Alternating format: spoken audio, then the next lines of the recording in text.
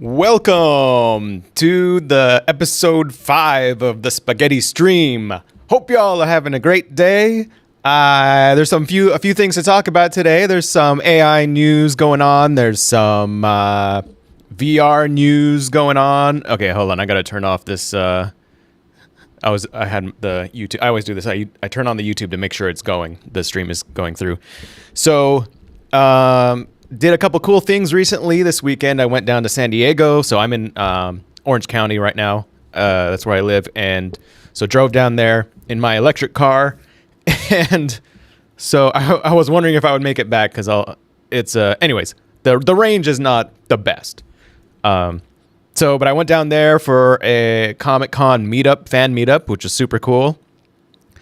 What else is going on? So there is an AI model in Vogue magazine, not in Vogue, like the saying, like the quote, like it's in the zeitgeist or whatever, but in the actual magazine, and kind of crazy. I will see what I think about it. So there's an article about that I'm gonna read, and there's some VR stuff, like a VR gloves that are haptic gloves, which look kind of cool. We got some other things going on in VR space. There's always like a lot. Well, there's quite a few things going on in VR.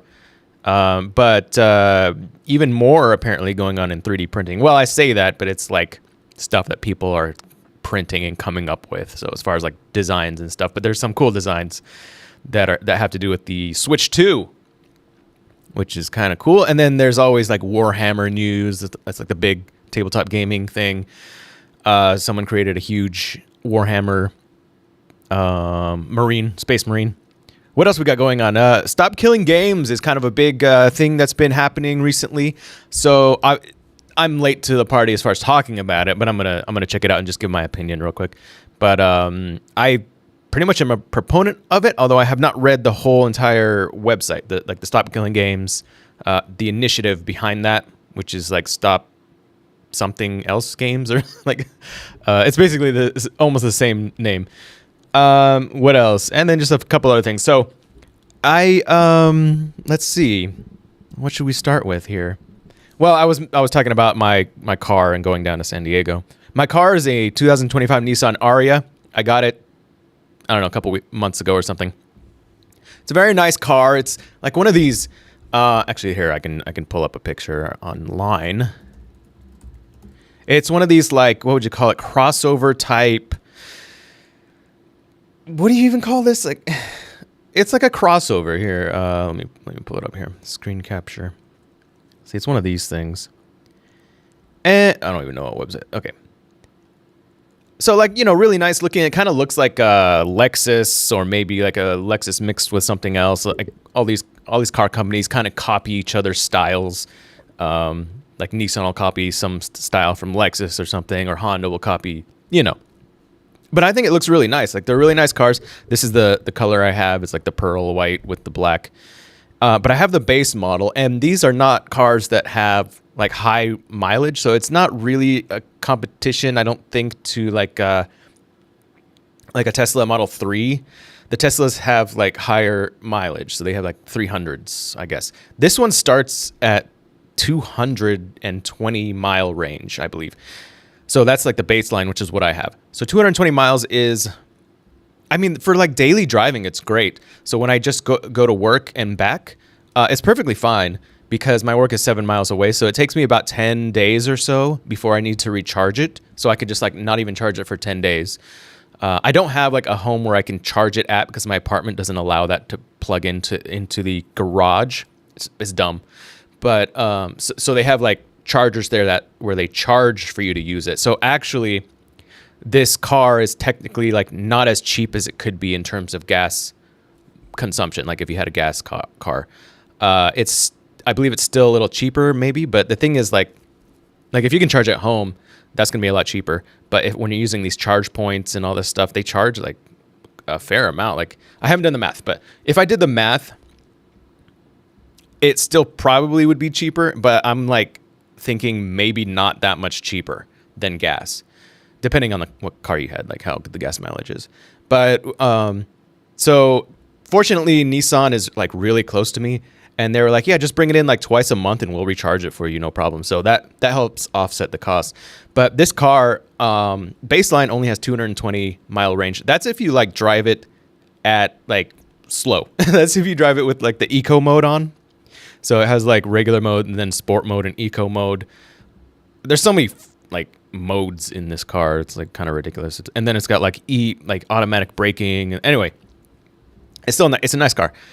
It's strangely, the interior space, like the back hatch area, doesn't feel like it's as much as my smaller Nissan Kicks, which seemed like it had much more space.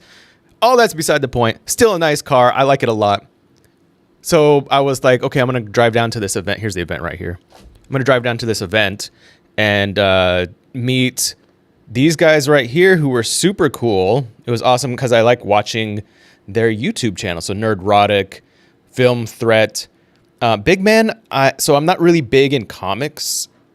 So I actually do not know the comic industry very much. Big Man Comics, Gabe Eltaib. Not sure how you say that. Gabe Eltaib.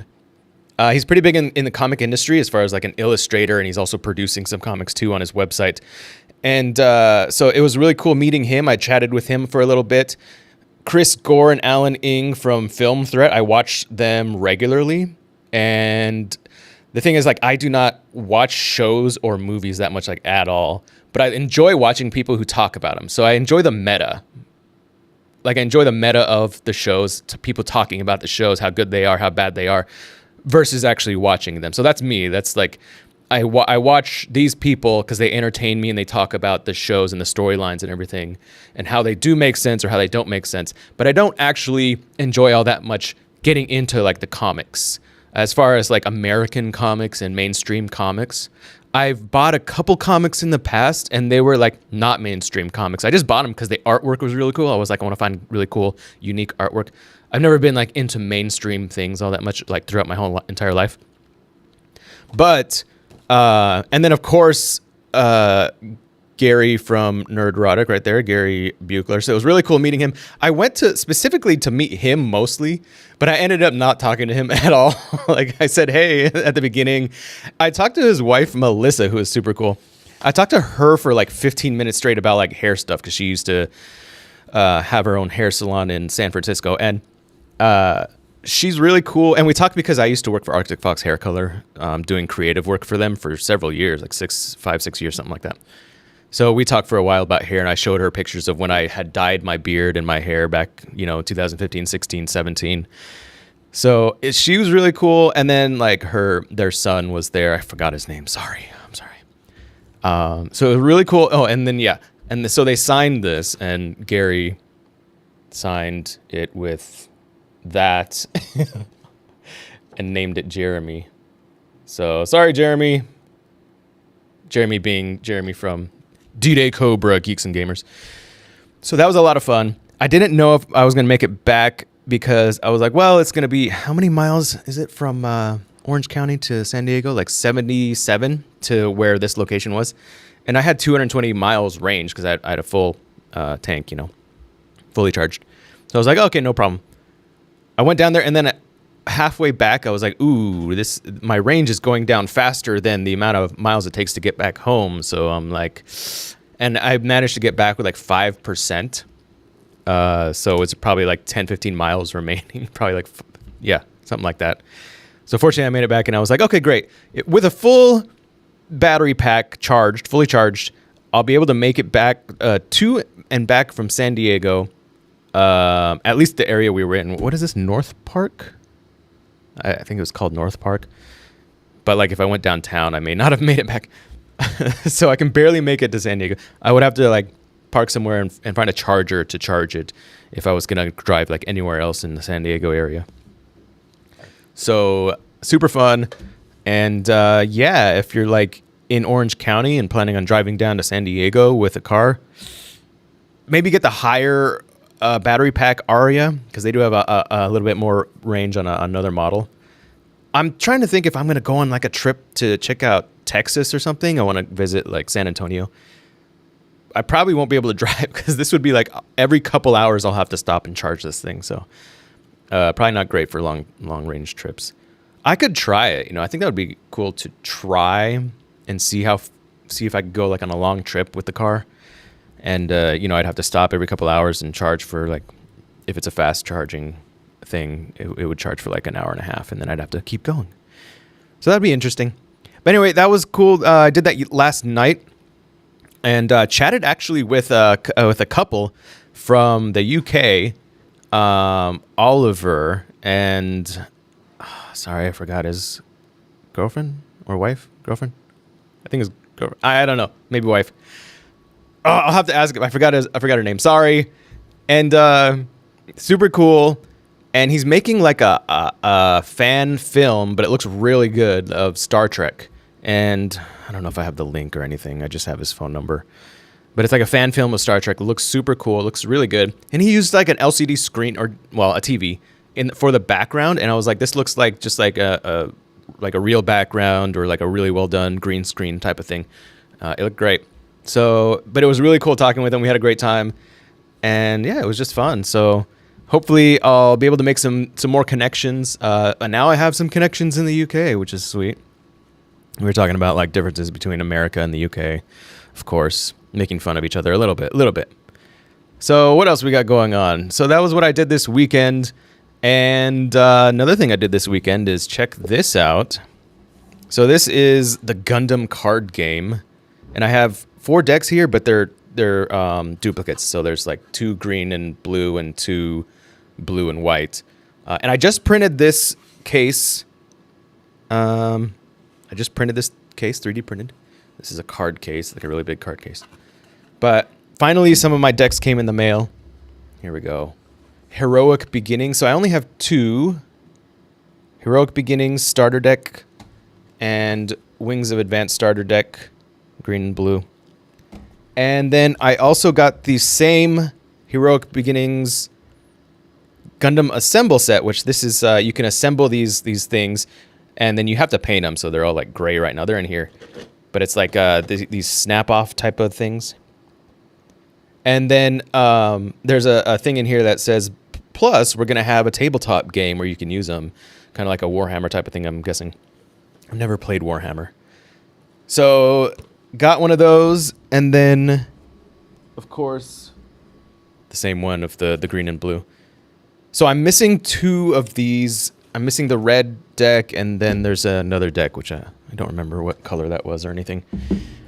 So, I'm missing 2 other decks.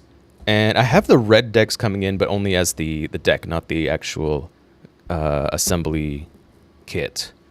So, anyways, I just want to collect at least these initial starter decks and the little assembly things, and I'm gonna build them and then check out the new game that's gonna come out, which hasn't come out yet. I guess the tabletop game. Like, I guess it's just like a battle type of game.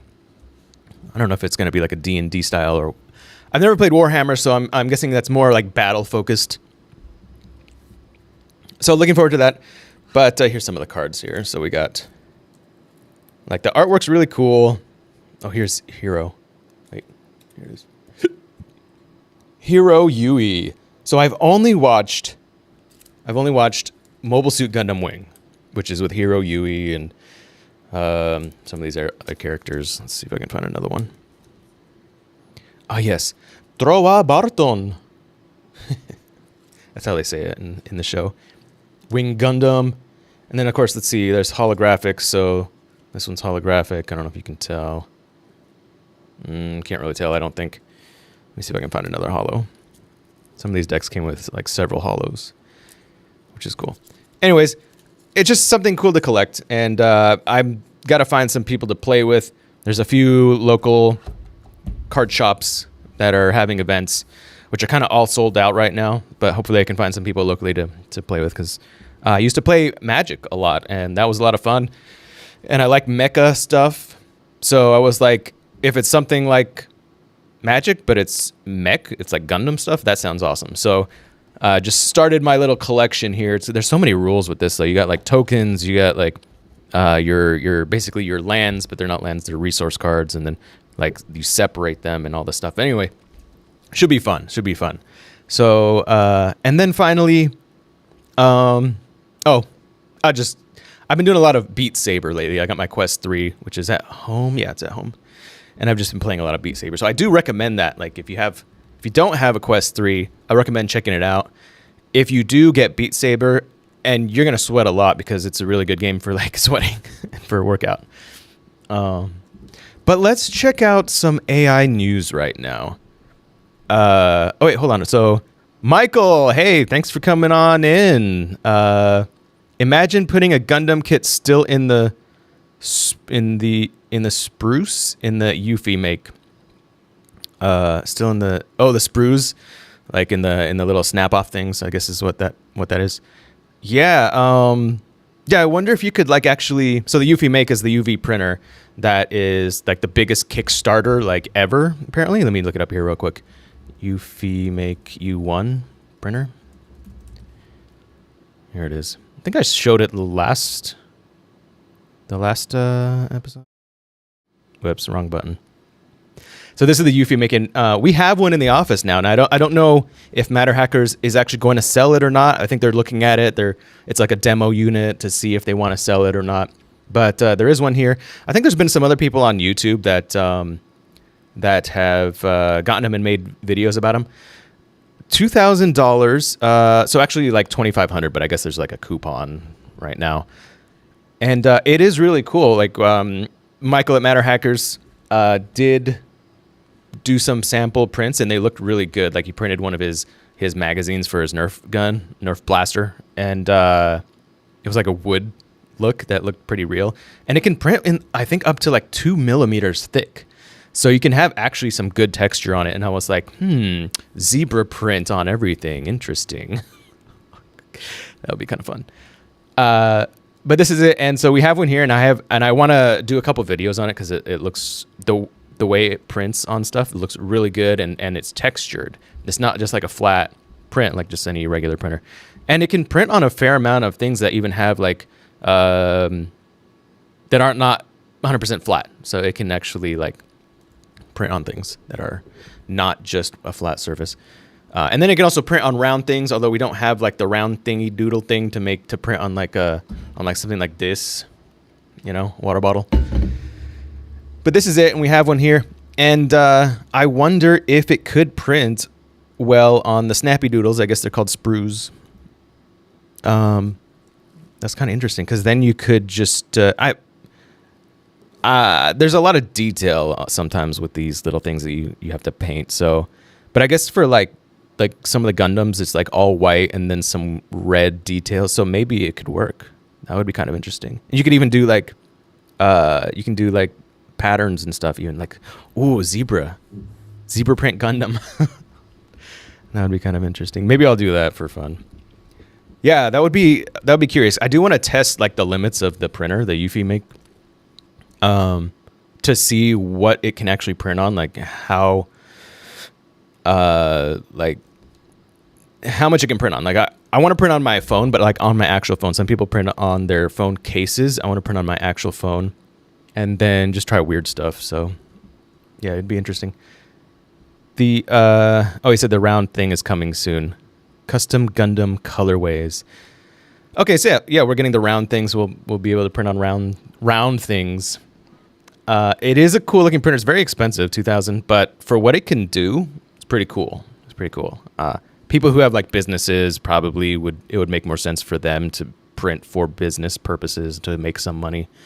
But if you have $2,500 lying around, check out Matter Hackers when we come out with it. If we come out with it, I don't know any details if we do come out with it or not.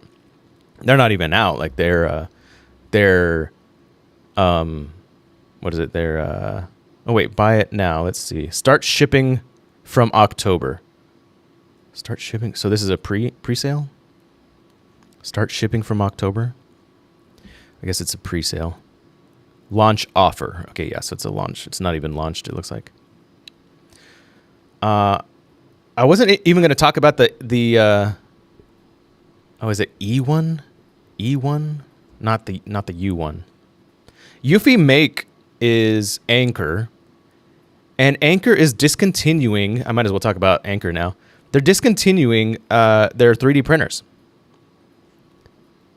So they still have that UV printer, but they're discontinuing their 3D printers. Breaking news! Anker's EufyMake retreats from 3D printer market, blames critical component supply chain issues. This was just 10 hours ago. 10 hours ago. So I am breaking this news right now. Say goodbye to EufyMake 3D printers, for now at least. So their printers look really nice. Like the way they're designed looks super sleek, and like look at that. That's super sleek looking. It looks like an Anker product. You know, they have their silver, like super like minimal, silvery, nice looking designs. So their 3D printers are going away, unfortunately. However, I've never used one, so I don't know how good they are. It's safe to say the 3D printing landscape has changed significantly from year to... Oh, and first of all, I forgot to mention, this episode is sponsored by Matter Hackers, yes. So this case I printed at Matter Hackers using... this is just PLA. It's like really thick. It's like heavy, hefty, so it's going to be pretty strong. And this is the filament, everybody. So go to matterhackers.com and buy some. It's just basic PLA, but like it's good. We mostly use this for everything in the office for the most part, for general stuff. And this is the MH build series, so it's just kind of your standard PLA. It's in the middle, you know. It's not the cheapest stuff. And the difference I've noticed between like the cheaper EufyMake, which is also from Matter Hackers, and this is that there's more like, I guess, pigment. I'm not exactly sure what they put in this, but for the color. So the EufyMake is a little more translucent, I believe, and this looks more pigmented, so it looks more solid. And yeah, it's just great filament. It's just your average filament. And then you can kind of tell, like, this is bamboo matte white. You can kind of maybe tell that the matte white is a little warmer, so it leans toward warm.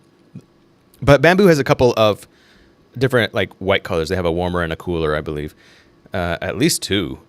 And then this one's a little bit on the cool side, the Matter Hackers. So, you know, if you don't care about that, but some people might have projects where they're like, I want a little warmer tone, or I want a cooler tone, or they're trying to match colors. Just be aware that like some filament brands might have different color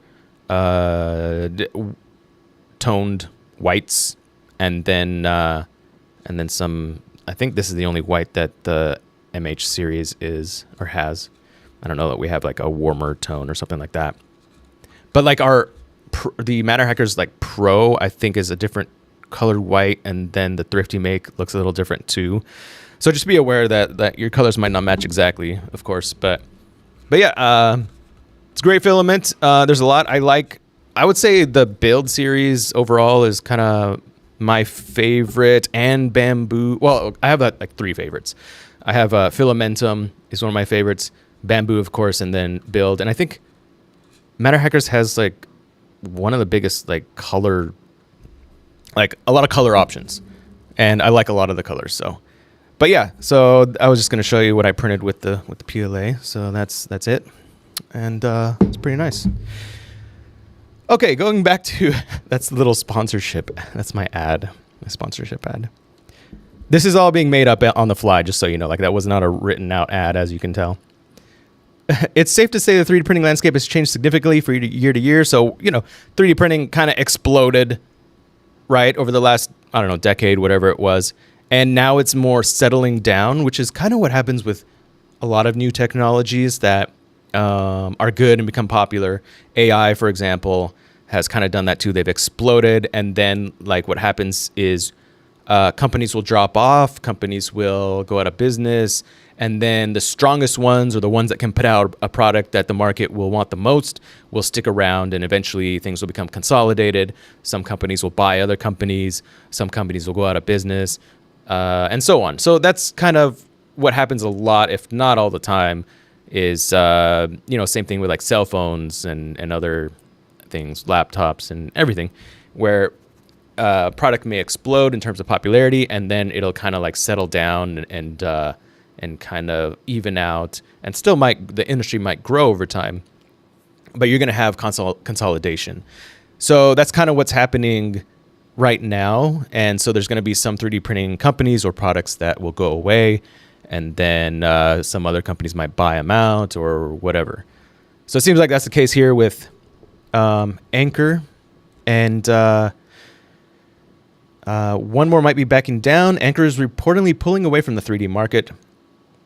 Anker has sold 3D printers under the name EufyMake for a while, with the EufyMake M5 and M5C, which is their flagships. Can I take a look at them? Because I've not actually, don't think I've even seen any of these in person. Here it is. What's the bed size? Mostly I just care about build volume. Oh, it's in inches? Well, that's not helpful. I don't know what that is in millimeters. It says ABS, but it is like one of these beds. Is it a bed slinger? Yeah, so it's not enclosed, so I guess you could print ABS on it. I don't know how good it would be for that. Yeah. You kind of want like an enclosure for ABS, right? Yeah. Yeah, you want an enclosure. So they're pulling away from the 3D market, 3D printing market. This was from Anker themselves, Mr. Brett White. So, and their reasoning, according to them, is shortages, supply issues that have made it impossible for Anker to reliably source the critical components they need. All right, well, you know, every business is different. If that's true, then it's true. Like, these other companies can apparently find components, so maybe they need to, if they wanted to like continue building these printers and selling them, maybe they need to redesign their printers so that they can find replacement parts. You know, like, my obvious thought here is that it has to do with financial, right? Or else why would they be? Because like if you had enough finances, you could redesign and you could find other parts, or maybe it's like, how different are their printers versus other companies' printers to where they couldn't source parts, where one company could source parts for their printers, but they can't for theirs. And it's either like wildly different, or they just don't have the financial means to change it so that it works, or it's just financial and they're saying that these are the reasons. So a lot of the times my guess is that it's a financial reason for companies that are like discontinuing something, for example, but they say something like, oh, it's shortages, supply issues, to make it sound better. So I'm not saying like it's bad or like this makes me think less of Anker. I'm just saying like a lot of times that can be the case. While the two printers have been removed from the EufyMake website, you can still find a UV printer available. That's the UV printer we just looked at. This is way different from your standard FDM 3D printer. The printer can print on surfaces like textiles or wood, and recently part of the most successful Kickstarter campaign ever. $45 million. So that's pretty crazy. I'm like, why is it so popular? Like, what's the appeal here? I guess it is cool to be able to print like texture on stuff. I guess there's just enough like people that are like, I could use this for my thing, that makes it so popular. I don't know. I haven't seen exactly why it's so popular yet. It's a unique printer, like 2D printer, although it's like 2.5D kind of. So I don't know why it's that popular. I guess I should probably read in here, like maybe they say it's unique. People are hungry for it. But why? Is there like, because I don't know what why people are hungry for it. Are there a lot of people that are printing that are like, I want to print texture on something? Like, is that market already there? Are there people like, man, I wish there was something easier to print a texture on this thing versus it's just people are looking at it and going, that's cool, I want that. You know, like it's a new market maybe. So I don't know if there's an actual market that exists previously, is what I'm saying. But after trying it here, I was like, yeah, it's pretty cool. There could be a lot of uses for it. I guess it does, like, it's probably a lot of business owners who want to print on like bottles and stuff, because it can make it easy to print on it on bottles and round things. So maybe that's one of the reasons. I guess it can probably print on like t-shirts too. So While confirmed that the Anker Make M5 and M5C will no longer be made available for sale on an indefinite basis, it's possible that sales may resume in the future if components are more readily available. Or they may never support them again. They did assure that some accessories will remain available to customers, but you'll have to contact them directly. So that's unfortunate, but like I said, it's probably just due to the market and how things consolidate or change, or well, they're saying that they can't find the components, so maybe they'll find them later. But I'm just guessing it's possible that it's a financial thing. I'm not saying they're lying. I have no bad will toward Anker. They have like a lot of good like products, like chargers and stuff, battery packs and stuff like that. But I'm just saying that happens a lot. So hopefully they find the components or different suppliers or redesign them, because it'd be cool to actually try. I like the Anker brand, and maybe I can get my hands on one of these printers and check it out. But maybe they'll come back and be like a great competitor to Bamboo, the top. Okay, Prusa, the top. Both the top? There can only be one top. And then one never mind. That was funny. That was really funny. Moving on, I kind of skipped because I was going to talk about VR first, but ended up talking about that just because it kind of segued easily there. There's some cool VR things going on. So this haptic VR gloves. These VR gloves look kind of cool. According to Gizmodo, they're like this weird I'm not a fan of like article websites and their titles and stuff, because it's all about like, let's try to grab people's attention. So they're like, it's very formulaic. This weird haptic VR glove. Well, it's not weird. It's like, it's not really weird. And so it's kind of like to grab your attention. Oh, Nintendo's most iconic flops. Anyway, so they're comparing it to the, what is it called? The Power Glove. Sort of. VR is an exciting area for many reasons, but I personally love it because it's still a new enough niche to get really strange. It's not even that strange, okay? It's just haptic. It's a haptic glove, basically. It's not strange. It means all sorts of passion projects from lesser-known developers, 3D printed accessories, whatever the hell this is. Do I dare click on it? The absolute craziest VR. Oh, this is Thrill Seeker. I like Thrill Seeker. He's one of the top VR guys. What is he showing here? What is the weirdest thing he's ever seen? What the heck? Hours. But let's just back There's like up a chair. Because how this thing works for a meme break. Wait, no, I don't want the meme break. I want to see what the thing was. Yes, just do it yourself. Okay. And after you have the woodcut, doesn't matter how you get it done. Okay, they you were just right. Put It is together it like is IKEA weird. furniture. So I did reach out on Instagram asking for more information, but I haven't heard anything back yet. But I think it goes without saying that I am incredibly intrigued. This whole project makes sense in so many ways, but it's gotten so little attention. So basically, it's an anti-gravity suit so that you can do whatever in games.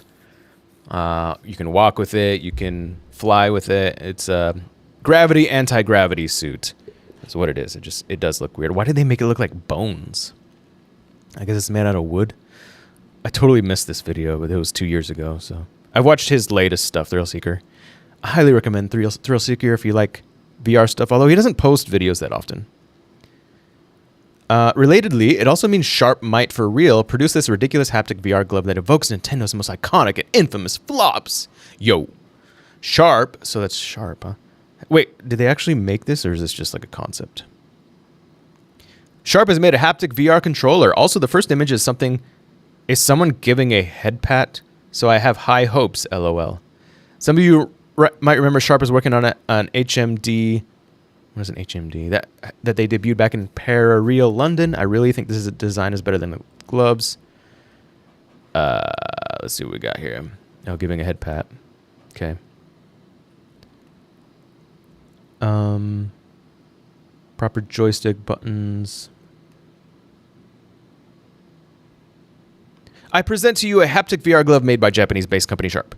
Still a prototype. Okay, it's a prototype. It's a prototype. They have not made it. Hello? It's a prototype. Sharp says its gloves is capable of using haptics to translate textures and shapes into VR. Oh, so like that nuanced, right? With textures and stuff? Sharp says it aims to have a haptic sensations on each of your 5 fingers. I wonder what people are going to use this for. Take a wild guess. But that level of tactility... shaking hands, of course. What else do you think I was thinking? Could change depending on whether developers and users want more of it down the line. Well, yeah, I mean, it's a niche within a niche it's a niche within a niche.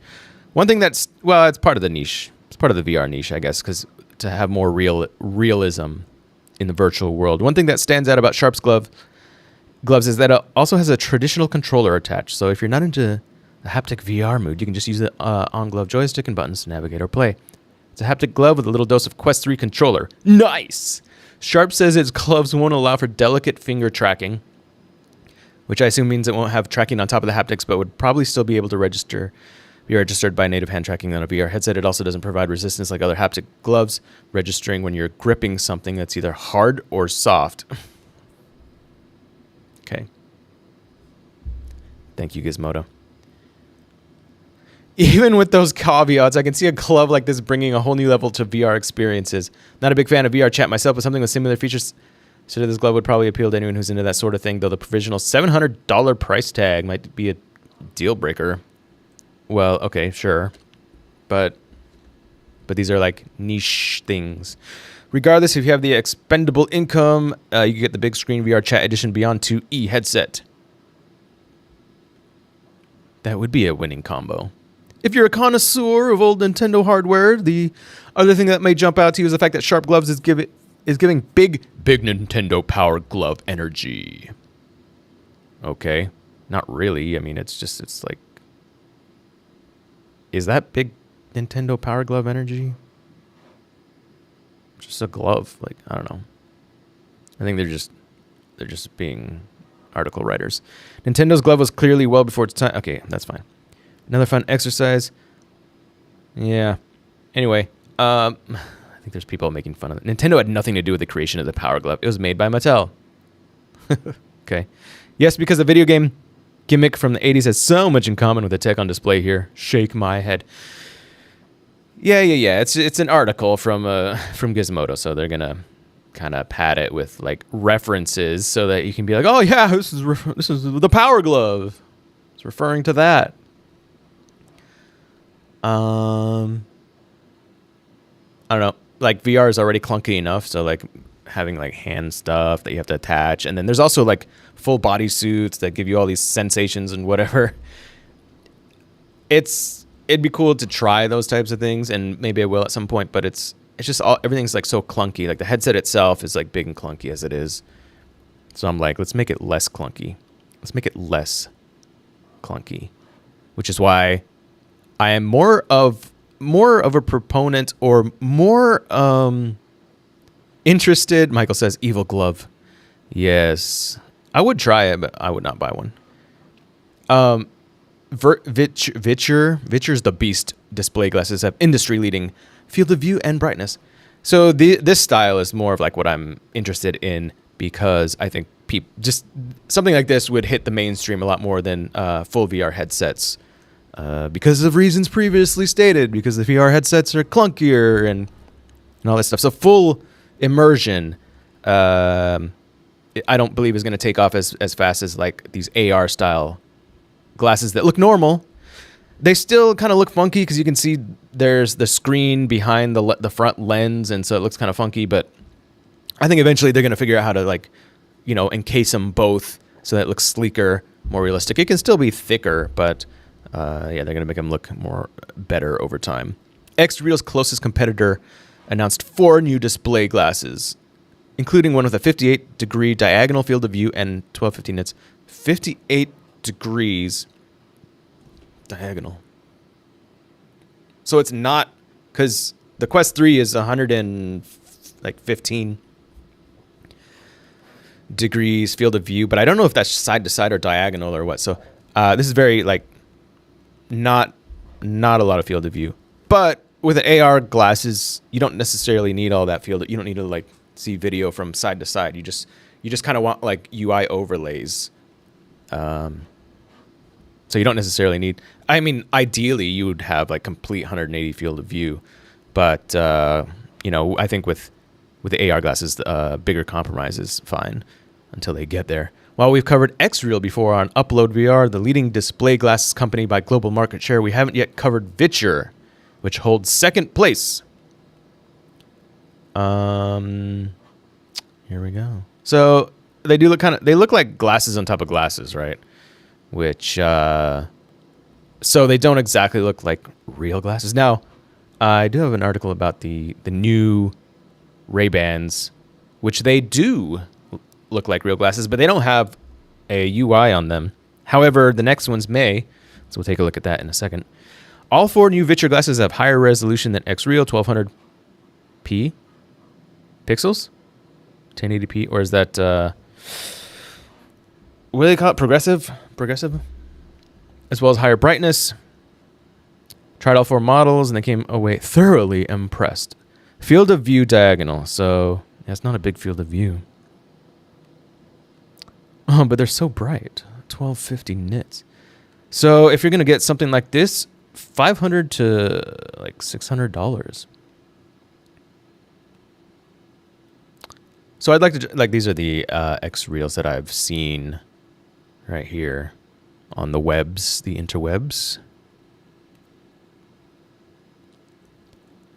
Here's some comments. I own the original Viture 1 model that I use pretty much every day, so I ordered the Luma Ultras. It's probably easiest to think of them as a convenient TV you can bring with you everywhere. If I'm going to game on my Steam Deck, I always use the glasses. Oh, so you can game with them. So they're good enough quality for that, huh? Playing while sitting comfortably or lying down on the I guess, yeah, because they were touting like you could watch movies and stuff on, I believe, like the X-Reel is the one I looked at. Nice screen projected in front of me is just a really good no-hassle experience. Getting the audio from the glasses beats disturbing people around me with the Steam Deck speakers too. My other common use is while traveling. Download some movies. Enjoy my private cinema while on a flight or long bus ride. Some movies don't work, but most do. Fun feature I don't really use that much is if I plug them into my Mac or PC, I can use an immersive 3D application Viture made that creates stereoscopic 3D in real time from normal 2D. So I can game or watch movies in 3D, very impressive tech. But after the wow factor wore off, I haven't really used it much. That's what I experienced with the Ray-Bans. And they don't have the UI on them. They don't have screens or video on anything. So it was just AI, and you could also shoot video with them or photos. You could shoot like reels with them. Or like, I think it was up to 30-second clips, vertical. I'm not sure if you could do horizontal. And mostly I used them to listen to music. And that was great, even though the speakers were not amazing in them. That's what I used them the most for. And I found that was a really cool feature of them because it's not like headphones where you had headphones in. So when people are looking at you, they weren't worried that you had, the soundproofing, what do you call it? Digital soundproofing, whatever you call it. So anyway, when you look at someone, you want to talk to them, but they're wearing headphones. You don't know if they can hear you or not. So you're like, hey, blah, blah, blah. I want to tell you something. And so you try to get their attention or something. But with these glasses, it just looks like normal glasses. And so if you're listening to music or something and someone talks to you, you can hear them. And they're not worried about that friction of wondering if you're going to hear them or not. And then you have to take your headphones off and all that. So it was more natural. And so I liked that. And also the sound was good enough that I just had it playing all the time when I was in the office, and not here, but another office. And so that's what I mostly used it for. And it worked really well for music. And then I did try to shooting some video with it, but it was fairly limited. The biggest limitation was the battery life on those. So because I used it for like listening to music all the time and calls and stuff, it was really good for that. Didn't use the AI a ton on it.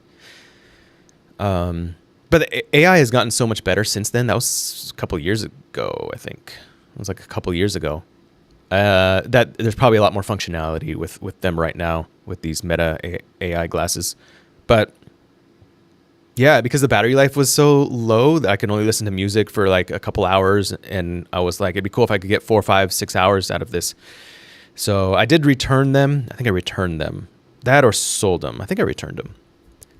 Because I was like, yeah, they were great, but because of some of the limitations, I didn't keep them. So it's kind of the same. So I'm guessing with these, it might be the same, but I don't know. Maybe they're good enough. All these technologies, VR, AR, are not quite to the point where they're useful enough, or they have the basic features. They're not good enough for mainstream, because like I would want glasses like these to last all day, battery life wise, so I could be productive all day. Just like I want it to be like my cell phone. My cell phone can last me pretty much all day. Yeah, it can last me all day, even with heavy use. So if it got to that point, I'd be like, yeah, totally. I would probably not return it.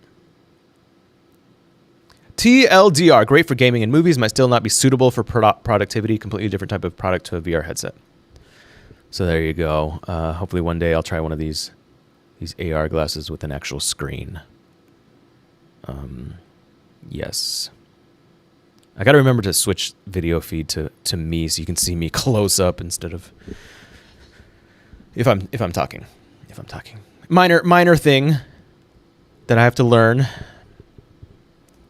I don't even know where I'm at here now. I've been like jumping around. Spotify web. So we're talking about VR/AR, I guess. Spotify. Oops. You can do Spotify on Quest's Horizon store, so that's cool.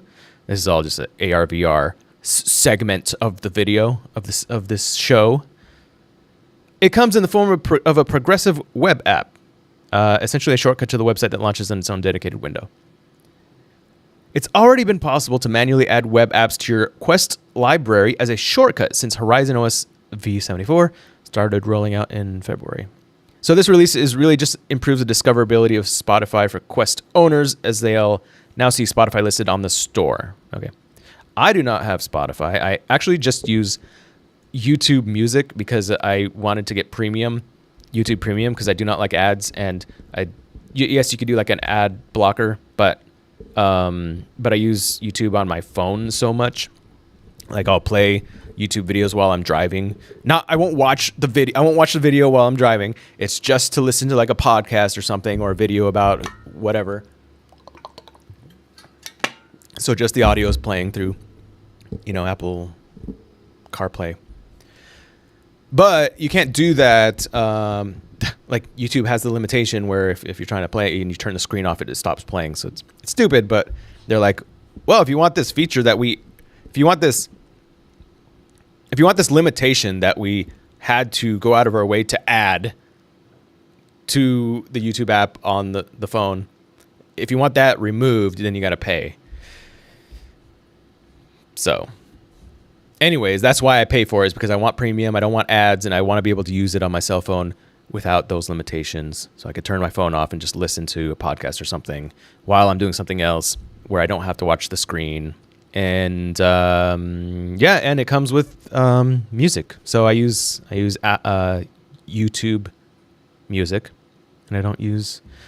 Although I would say probably, like, I've used Spotify before, and I would say like they, at least in the past, have been better in terms of like their automated playlists and things like that. But the YouTube Music will derive music from YouTube itself. So if someone puts music up on YouTube, it'll pop up. So I don't know if Spotify does that now, but YouTube is more integrated with YouTube, or YouTube Music is more integrated with YouTube. And they will find like the YouTube podcasts as well, and you can listen to them through YouTube Music. As they'll now see Spotify on the store, so yes. Many are likely unaware that you can even add web apps to the app library in the first place. I did not know that. Web apps being apps that are through a web browser. So like, yeah, in case you didn't know that already. Apps that, web apps. Yeah. Well, yeah. So apps that you can use online. Like, Xtiles, or, can you edit CapCut online? I believe you can. What else do I have? I don't know if you can do Figma online without the app. I believe you can. I don't know, actually.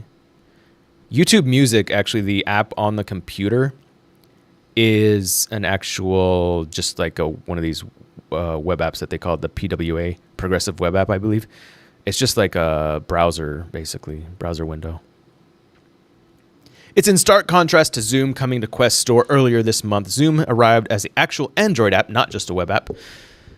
But, you know, whatever. If it works well, then why does it matter? Though, ironically, Zoom is an inherently online experience anyway, so the app working offline doesn't matter there. Apple Vision Pro, Apple Music has a native Vision OS app. So, you know, if you like Spotify, there you go. What else we got with VR? Meta Quest resurrects a classic 360 Xbox 360. Is that what it's called? The Xbox 360? So this is kind of a similar thing to the shop Spotify. Meta Quest resurrects a classic Xbox 360 feature with a modern twist. Jamming to tunes while playing your favorite game is the best thing since sliced bread. Meta announced that it has rolled out the Spotify app for its Quest headsets. This is the same thing. This is the same thing. Meta's rolling out a major app for its Quest headset that might get you moving a little more while... Okay, so they're just saying that you can use the Spotify in conjunction with other things. Like if you're playing a video game, you can listen to music. So do more and jam while you do. If you missed it, Spotify Discover Weekly recently turned 10. Platform gifted its users with 2 updates, a revamped playlist design, and the ability to guide Discover Weekly to the tunes and vibes you'd rather hear. So Meta's integration... Okay. That's not telling me anything about Spotify. I keep wanting to say Shopify. I did a lot more with Shopify in the past, and so I always think Shopify when I think Spotify. And this concludes our VR news for the day. Now, let's talk about AI, and then I guess we can talk about 3D printing, since, after all, I'm a 3D printing channel primarily, although I like talking about all these other ancillary technologies. But this one is like one of the most interesting stories that is recent, is this Vogue thing, because I don't really know how I feel about it yet. So let's try to obtain opinions right now, shall we? Does this look like a real woman? No, actually, it does not. When I look at this, I go, this looks definitely AI to me. So can I get like let's go to open image in new tab. Yeah, so definitely the one on the left definitely looks AI to me. It looks a little cartoony, you know, like if someone used one of these free AI apps on your phone to change, if you like change yourself into an AI image to make you look beautiful and stuff. That's what this looks like to me. The one on the left. The one on the right looks more real. It looks like a highly airbrushed and highly edited, retouched beauty image in a magazine that could pass for that. But the one on the right, no. It looks fake.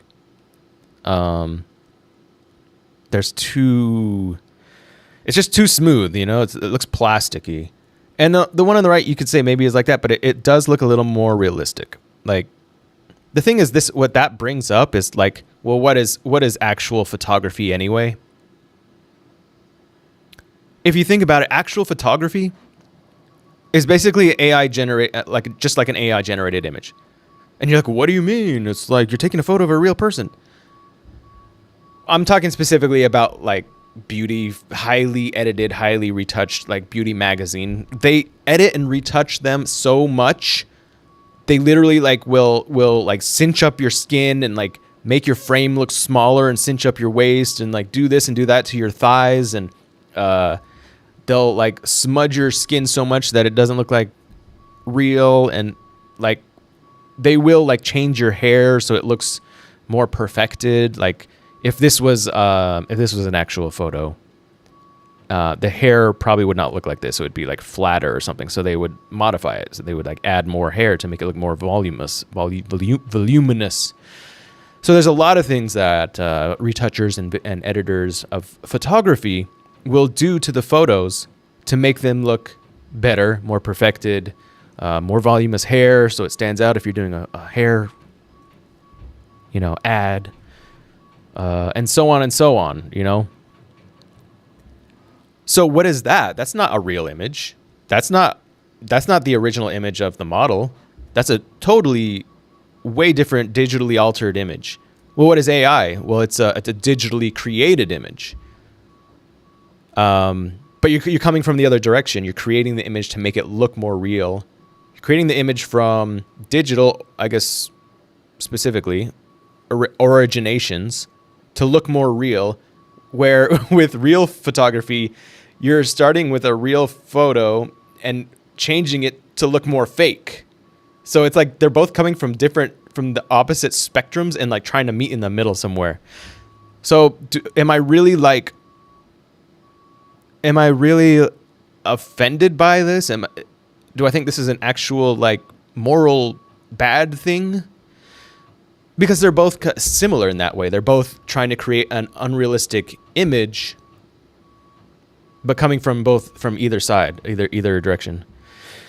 There's a new supermodel in town. She's striking, stylish, and not real.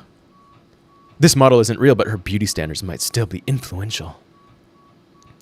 Who's that model that she kind of looks like from back in the day? I don't remember. In August's print edition of Vogue, a guest advert, and there are a couple other articles that talk about the same thing, but with talk about it in like different ways. So I'll kind of go over them all kind of briefly. In August's print, a guest advert features a flawless blonde model showing off a striped maxi dress and a floral playsuit from the brand's summer collection. In small print in one corner, the ad reveals that she was created using AI. While Vogue says the AI model was not an editorial decision, it is the first time an AI-generated person has featured in the magazine. I don't know what that means. It was not an editorial decision. Not sure what that means. They did not decide editorially to put it in. The advert has been met with controversy and raised questions about what this means for real models who have fought for greater diversity. So BBC is going from the angle of diversity, which I'm not exactly sure what that means here. They don't actually, I read through this a little bit before. I'm not sure what diversity has to do with creating an AI model, so I'm kind of confused by that here. Greater diversity and for consumers, particularly, because isn't like AI more diverse? Like, wouldn't you say, hey, we're going to add AI models? Isn't that making it more diverse? I don't know. Because it's a new... Is it a new category of human? AI? Humans? The advert has been... So here... What this means for real models who have fought for greater diversity... what does diversity have to do with an AI model? And for consumers, particularly young people, already struggling with unrealistic beauty standards. But again, like I'm saying, what is the bad moral implications of an AI model in regards to young people struggling with unrealistic beauty standards? Does that change anything? Because if people are struggling with unrealistic beauty standards, that has to do with what I was talking about, these photos of people who are heavily edited and retouched and changed and modified. And so it's kind of the same thing here. There's a heavily modified model here that has been perfected in the sense of what the beauty standard is for Vogue and for what they think their followers want in terms of a beauty standard, their audience. And so it's kind of the same thing to me. So if people are struggling with unrealistic beauty standards now with real photos that have been heavily altered, what's the difference here with an AI image that has been heavily altered to look at like this idealized beauty standard that they have? It's kind of the same thing. It's like the same beauty standard here as a real highly retouched photo. So I don't see anything really different. It's just kind of adding to it, I guess. Serafine Valora is the company behind Guess's controversial advert. Its founders, Valentina Gonzalez and Andrea Petrus, tells the BBC they were approached by Guess's co-founder, Paul Marciano, on Instagram, and were asked to create an AI model as part of the brand's summer campaign. We crafted We created 10 draft models for him, and he selected one brunette woman and one blonde that we went ahead and developed further. There's often a misconception that AI image generation is simple. It's actually a complex process. They charged low six figures. They will charge low six figures for a client like Guess. That is crazy. Like, you might think, holy schnit balls, that's insane.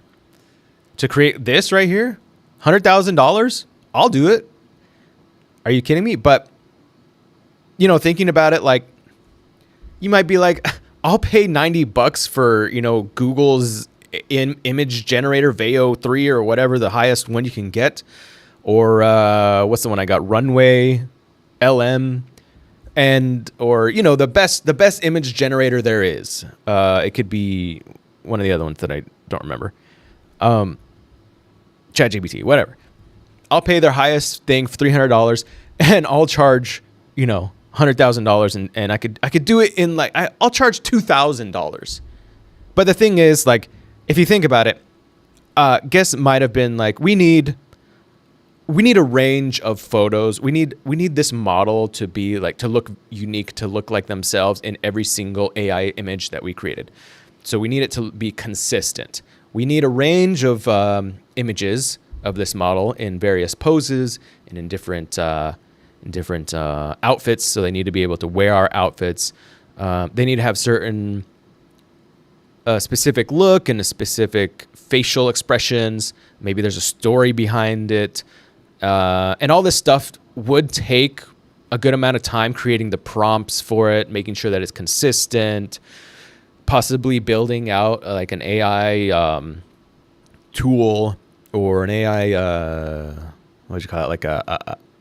Like an agent, AI agent to create this specific model. So there could be a lot of like input and specifics. And then also like, so that, and maybe there's just like an input that they these women created for guests so that they could just input, okay, we need this model to wear this outfit in this setting with this facial expression doing this. And then it just does it really well. And with like ChatGPT, it wouldn't be able to be that consistent if you were going to try to create the same model over and over again and be like, I want it to wear this outfit and have this hairdo. It would not look the same.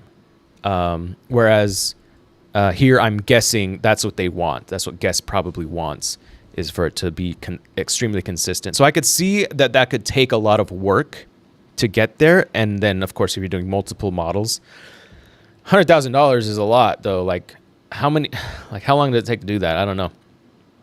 But I guess you can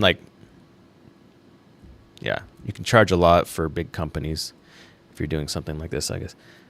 What I'm saying is maybe I should start an AI model. I mean, this is a new industry right here, the AI thing. So like we have people that are taking advantage of AI and going, they're basically becoming good at creating prompts, right? And maybe even like AI agents or AI systems and being like, hey, I'll sell my services for creating your AI person.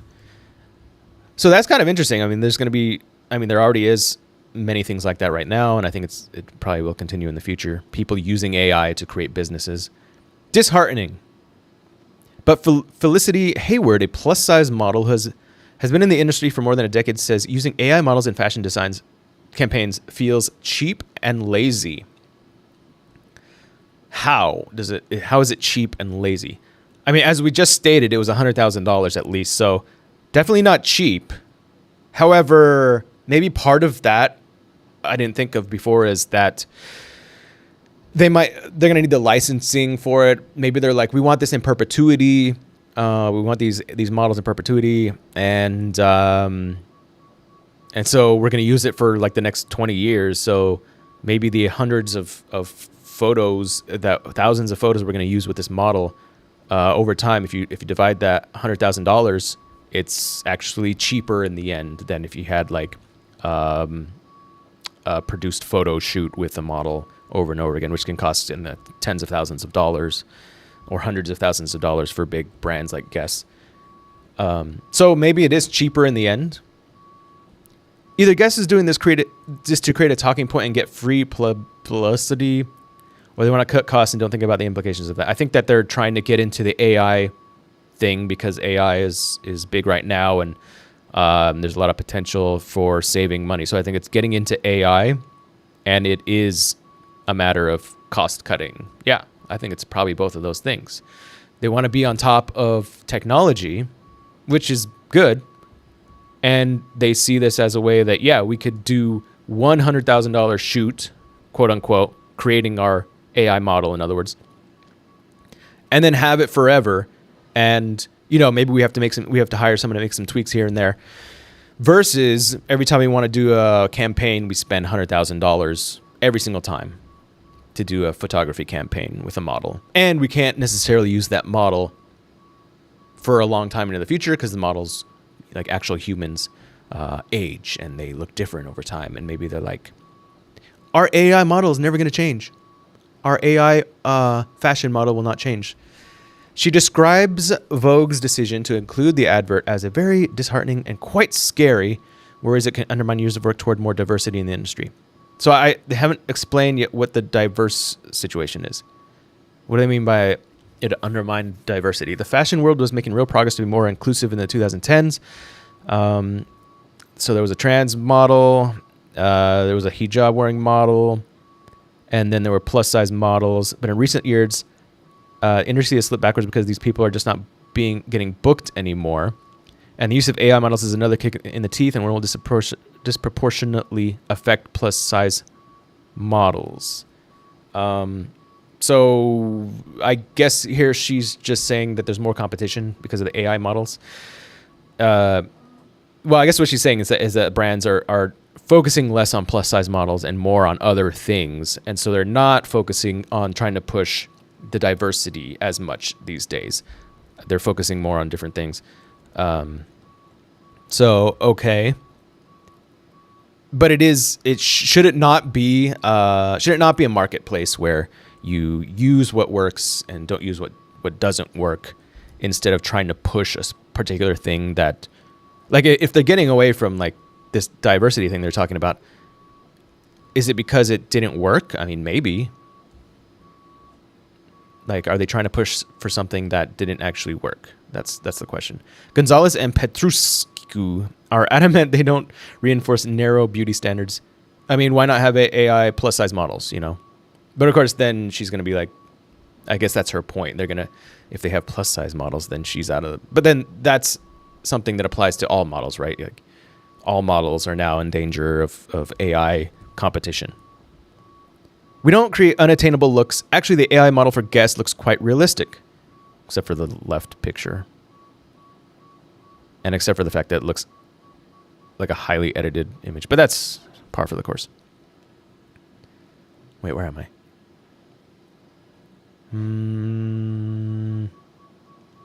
Where was I? Yeah. Ultimately, all adverts are created to look perfectly, and usually have supermodels in. So what we're doing is no different. The pair admit the AI images on the company's Instagram page are lacking in diversity and promote unrealistic beauty standards.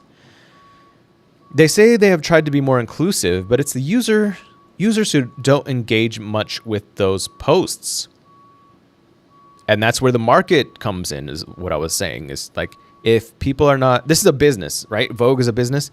They're going to look at what they're doing and go, we're not getting a lot of traction here. Let's pivot to something that gets traction, that actually makes money, gets views. And if the inclusive posts, I guess here, whatever that means, skin tones, plus size models, etc. If people don't engage with those posts, do they keep doing that? Like, overall, is that a good business decision? Keep doing something that isn't working? Generally, no. These are businesses. We've posted AI images of women with different skin tones, but people do not respond to them. We don't get any traction or likes. Really? At the end of the day, we're a business, that's what they say here, and use images on Instagram that will create a conversation and bring us clients. So I don't have a problem with this. I don't think you have to push one agenda or another agenda when you're a business trying to make money and grow. Unless what you're doing is, and I guess this would be the argument, is what you're doing is morally wrong. It's moral to push certain things. But that becomes political. So, I don't know. As a business, I like to keep things simple. The company is yet to experiment with creating plus-size women, claiming the technology is not advanced enough for that. It's not advanced enough to create plus-size women. It's an advanced feature, creating plus-size women. Gonzalez says she has experimented with creating more diverse AI models on Instagram, but users don't engage as much with those posts. Wait, so are these these are not these are not more diverse. These look, so these look like what does this girl look like? It's that one actress that I don't remember her name. And then let's see, she kind of looks like okay, I am not in the celebrity sphere, so I do not recall names. You know, the Tomb Raider girl, Tomb Raider. And then this is that Victoria's Secret Lima girl, Adriana Lima. An ad campaign by Dove in 2024 was designed to highlight the biases in AI, and the advert and image generator is asked to create the most beautiful women in the world and produces virtually indistinguishable women who are young, thin, and white with blonde hair and blue eyes. The images generally look similar to the guest AI model. Well, if you take the whole of the world, so if you took the whole of the world and combined what everybody's view of beauty looks like, it would look one certain way. But then if you took like each country's view on beauty, it would be different from country to country. But if you took like maybe all the white countries predominantly have white people, so Ireland, Scotland, the UK, I think that's still predominantly white. America is predominantly white. So all these white countries, South Africa, I guess, there's a chance that they're all gonna, the beauty standard there is gonna be similar with like white countries. Same thing with countries that are predominantly black, so African countries. They might have a very similar beauty standard as well to each other. This is, I'm guessing here, but it kind of makes sense in some ways because you're gonna, I would presume, like beauty that is more similar to you and your culture, right? So Hispanics, probably they have certain beauty standards, you know, like Latinos, Mexicans, Central American people, Hondurans, etc. Probably gonna like the beautiful women or men of their own culture. Now, that's not altogether totally true. Like there's certain cultures that like maybe are Asian cultures or whatever that like white beauty and maybe vice versa and stuff like that. So there are, I don't know that there's like one particular, there's not like an opinion here that covers everything. It's very nuanced, but I think there are some generalities here to take into account. So if the most beautiful woman in the world, maybe this is some sort of like bias that isn't correct with the AI. Like I would think that this would be more of like, well, but she has brown hair, right? But maybe blue eyes, I guess. But she kind of looks tan, so she could be like some kind of European or something, or really maybe Central American or South American. So this looks like something that might be more of like a more worldly beauty standard because she's got like a little bit deeper skin tone and brown hair. But I don't know, maybe everyone in the world likes blonde hair. I don't know. It's striking, blonde hair. Concern around unrealistic beauty standards and the damaging effects they can have is nothing new. But what are the damaging effects? That's my question. Well, okay, unrealistic beauty standards. But this has existed for a long time, so it doesn't necessarily have anything to do with AI, right? Unrealistic beauty standards. This is an underlying problem that things like photography and AI are stacked on top of. So like AI is not creating unrealistic beauty standards. Unrealistic beauty standards exist, and AI is just can be another representation of it, or it can be within AI. But unlike traditional, so they're going to say what the difference might be here. But unlike traditional airbrushing, which at least began with a real person, True, it began with a real person. These AI models are digitally created to look perfect, free from human flaws, inconsistent. Yeah, but see, you just described traditional airbrushing. So it's the same. You just described traditional airbrushing, which start with real persons. In traditional airbrushing, they digitally create the photo to look perfect, free from human flaws, inconsistencies, or uniqueness. They do that with professional, traditional airbrushing and all that stuff, and beauty editing and all that. So it's the same thing. But the difference here they're saying is, well, it was a real person originally. Well, guess what? Guess what AI was trained on? AI was trained on real people. So guess what? AI models began with real people too. The difference is the pixels were moved around by a computer instead of a human moving a mouse and moving the pixels around. That's the difference. So I see it as basically the same thing. While some high-profile figures such as Ashley Graham, Jamila Jamil, and Bella Thorne have spoken out against image editing and refusing to have their pictures photoshopped, the use of AI sidesteps such conversations entirely. So this is one of their other AI models. That looks pretty real. I mean, is this worse than a highly retouched, highly edited real photo? Is this worse? Like, what is the moral badness of this image versus highly retouching, highly digitally altering a real model, like a human? What you're doing, you're basing your final image is based on a human in real photography, but it has been heavily digitally altered. An AI image is based on a real human also, but has been digitally created. It's very similar. It's very similar. So it's caused a stir. Exceptionally. So I want to know what the problem is. That's the main thing here. Like, I'm not saying there isn't a problem with this. Maybe there is. I just so far am not seeing the moral implication, the morally bad implication of this yet.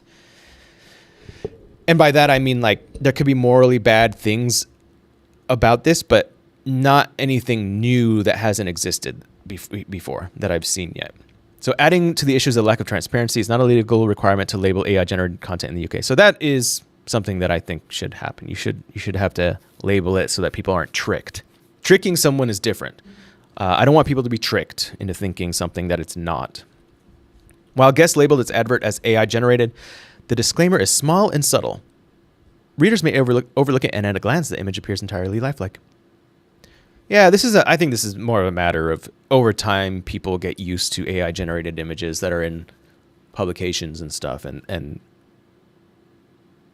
just like how many times has guest labeled its advertisement as highly edited and retouched, and the skin, like, how many times have they said that do they say that in photos in their ads? Highly edited and retouched model that we totally changed the look of.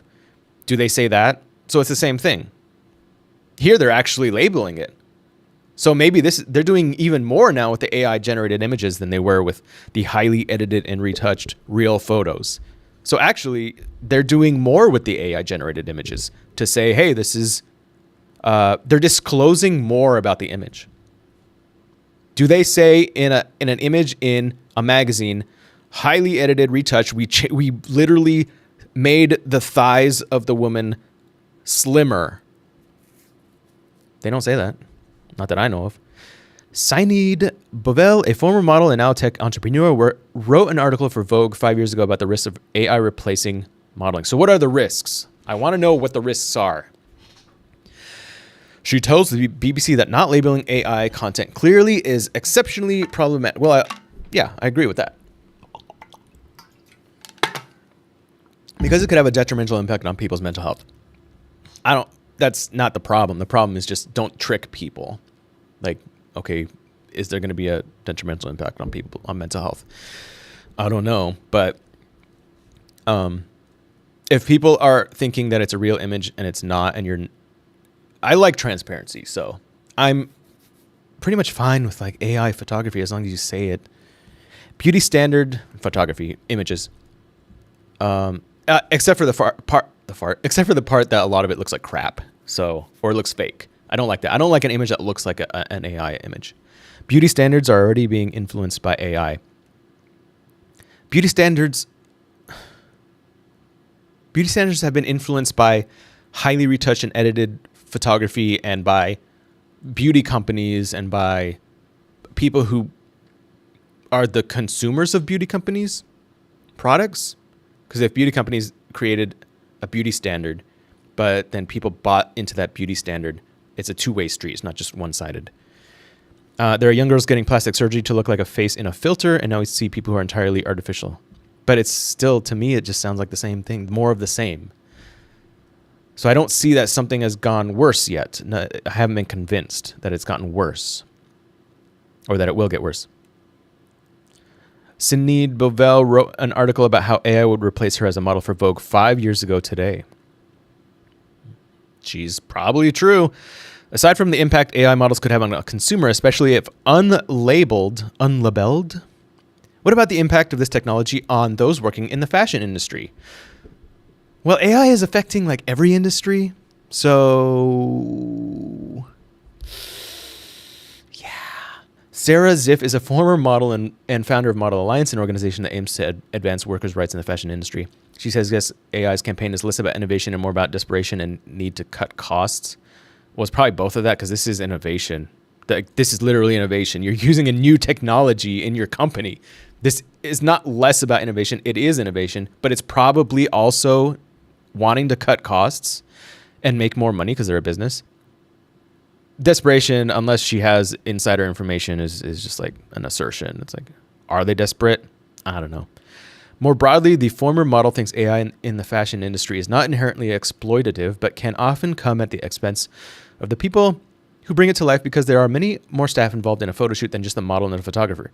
Well, isn't that the problem that they're solving here? If they need to cut costs, wouldn't this be the cost that they're trying to cut? Like, yes, a photo shoot takes a lot of resources, multiple people, lots of time, many hours per person. So if you can cut all that down with AI, why wouldn't companies do that if they can create a similar image? It makes perfect sense. AI can positively impact the industry, but there needs to be a meaningful protections for workers. But why, though? Why does there need... Now, obviously, yes, you might be because so that they don't, lose their job, so they continue to make money. But we're talking about a technology that's changing the way we work and stuff, and this happens frequently in humanity. There's always technologies that rise up where work changes dramatically. People and like whole industries go away. And this is one of those times, or can be one of those times. So it's really the marketplace, and it's saying this technology is coming, people's jobs are going to be lost, so you need to change. You need to find a way to use and adapt this technology, or find another job or something like that if this impacts your industry. But if we have this idea that jobs need to be protected, what that's saying is that don't let this technology move forward, basically. What do you say? How do you say? Prevent the technology from growing so that people can maintain their jobs. Or maybe it can grow but have protections. But the people who use the technology, like, you might try to like subdue the use of AI in like the beauty industry or the fashion industry, let's say. But there's always going to be individuals and companies that do use the technology and then become competitors to your company who's not using the technology.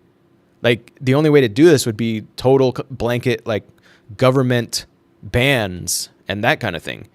Do the people of the United States want that? Like, do they want that sort of like restriction? I don't think so. Supplement, not replace.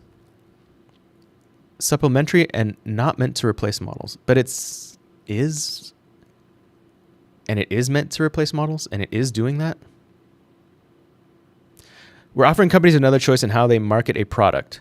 The pair add that they have created jobs within their company. Part of the process of creating AI models requires them to hire a real model and photographer to see how the products look on a person in real life. So yeah, there is a lot of work involved in creating these. So maybe their $100,000 plus fee is reasonable if they're doing all this work with real models and photographers and all this stuff. However, its website lists one of those benefits of working with them as being cost efficient because it eliminates the needs for expensive. Yeah, so it's gonna save the company's money, which is a big selling point to companies. So it makes logical sense. Is it nice? It doesn't feel nice if you're in the industry, but it's kind of how things work. Vogue has come under fire for including the advert. Now, I'm not a model, so it's easier for me to talk about this without being like caring as much. So I understand that.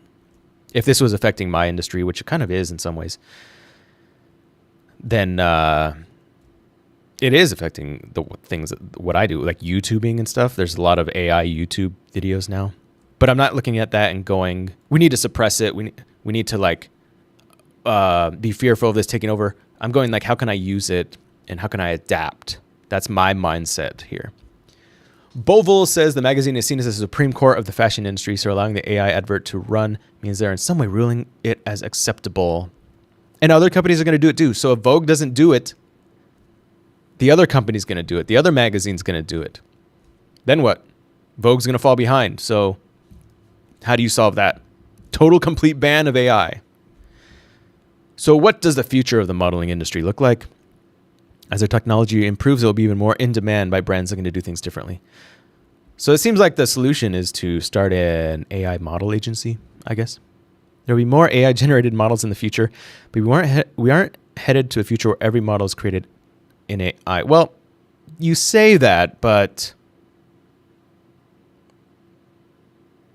you can say that. But I think you're just saying that to soften the blow, to make people think that.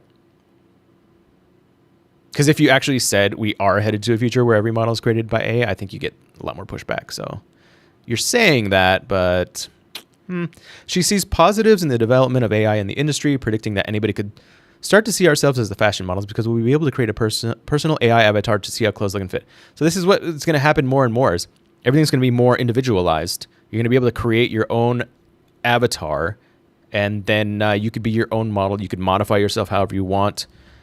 And you're going to be able to try on outfits and stuff digitally and stuff. We make it to the stage of society opting out and not being interested in AI models because it's so unattainable and we know it's not real. I don't know. We'll see. All this stuff is speculative, so who knows? But I think this is fascinating. Where's the one where there's a bunch of comments? So this is the Vogue that it's in, which I think that photo looks pretty cool, actually, of what's her name? The girl on the right. What is her name? Does it say on here? I don't know. But that is it. Looks pretty well. It looks kind of plasticky in this image, like kind of fake. But this one is where there are some comments. Causing quite a stir online, Vogue's August issue has begun to use AI models instead of human models for some of their photo shoots. It probably opens up to the photos themselves. Yeah, here we go. So they do from here look like real photos.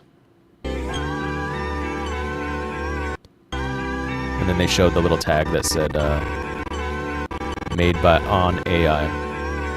But it looks good. This isn't the first time an AI model has been in Vogue. In 2024, Portugal featured a fully AI-generated model on the cover that's, I guess, on the left here, to create the background of a cover featuring Bella in 2023. They created the background here. Okay, well, so what? Vogue Italia and Vogue Portugal have both created AI covers in the past. We can definitely blame them. Yeah, but the thing is, like, a lot of times you'll take a photo of a model and then create a new background behind them anyway with Photoshop, for example. So again, it's the same thing. It's just a human doing it versus an AI doing it. But the effect is the same. You're creating something new digitally that wasn't there before in the real world. The way Vogue has been using AI in their magazines for months now, and it's finally being noticed. Vogue is using AI illustrations in their magazines now. I don't get this reference. It's surprising how often people still confuse an ad campaign with a fashion editorial. Guess paid for these pages.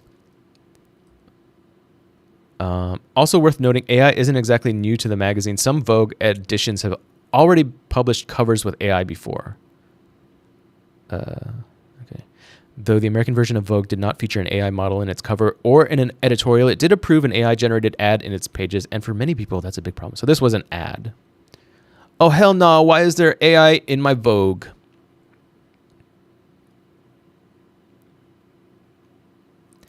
Having said that, Vogue sounds like a publication that should have real people. Just seems like a higher class type of publication. So I don't know. But it looks good, I guess. With airbrushed skin, symmetrical features, and proportions that would have many wondering where her workout routine was. The model was perfect. Almost too perfect. Lola says, Vogue is the biggest magazine in the world, allowed AI in their publication. It does feel cheap to be like, AI created an image. Feels kind of cheap. In their publication, which is going to set a precedent for all other publications who quietly thought about it but were too scared of public backlash due to the same. So Vogue is like the Nintendo of fashion, where Nintendo was like, hey, we're going to put out $80, $90 video games. And now all these other companies are like, yeah, we're going to do that too. Many people seem to have confused the matter. Vogue itself using AI. Oh, so it was an advertisement. Vogue did not use it itself. While still disappointing, it's guests using it in an ad, and Vogue obviously approved it for the magazine. Let's see if they say. Some might ask why it matters so much. We've been warned for years that AI could come for our jobs. They're going to take our jobs. That one day nearly half the workforce could be replaced by AI algorithms. I mean, yeah. So by including an AI-generated ad, isn't Vogue just evolving with the times? Why are we angry at Fashion Magazine for doing what every industry is being pushed to do? Here's why, because it's losing its soul. And by that, I would assume that means that it's losing actual humans creating the thing, right? So it's like a step away from actual humans creating something. So I can see that. Yeah, I mean, there is a soul to something created by a human, right? I guess you could call that, because so if you have one step away from that, now it is the soul of the AI. The AI creates something. Now the thing that has been created has the soul of the AI, not the soul of a human, because it's separated from us so much, I guess. Fashion has always meant more than just pretty pictures, about history, identity, rebellion, storytelling. While AI can be trained on aesthetics, at its core, it can never achieve the sense of artistic expression that can only be produced by humans. For now. But yes, there is like the human experience and story behind something that AI does not have. So therefore, there is no story behind it, unless, I mean, you could still like kind of create a story around an AI image, but it is separated. Using AI in Vogue is criminal. So I can see some of these points, and I still think when I see like something was created in AI, I'm like, this seems cheap. And I guess that is correct. Like, I agree with that idea where it doesn't have a soul. It's like, this was created cheaply by AI. I still feel that. And I don't know if that's going to go away ever, or maybe it will. Maybe humans will become more soulless over time. And so people will not care after a few generations. That's certainly possible. So that's the main story. And I think it's kind of wild, but we'll see what happens from now on. With Vogue and AI and all that. What else we got? Should we talk about 3D printing? We talked about Anker.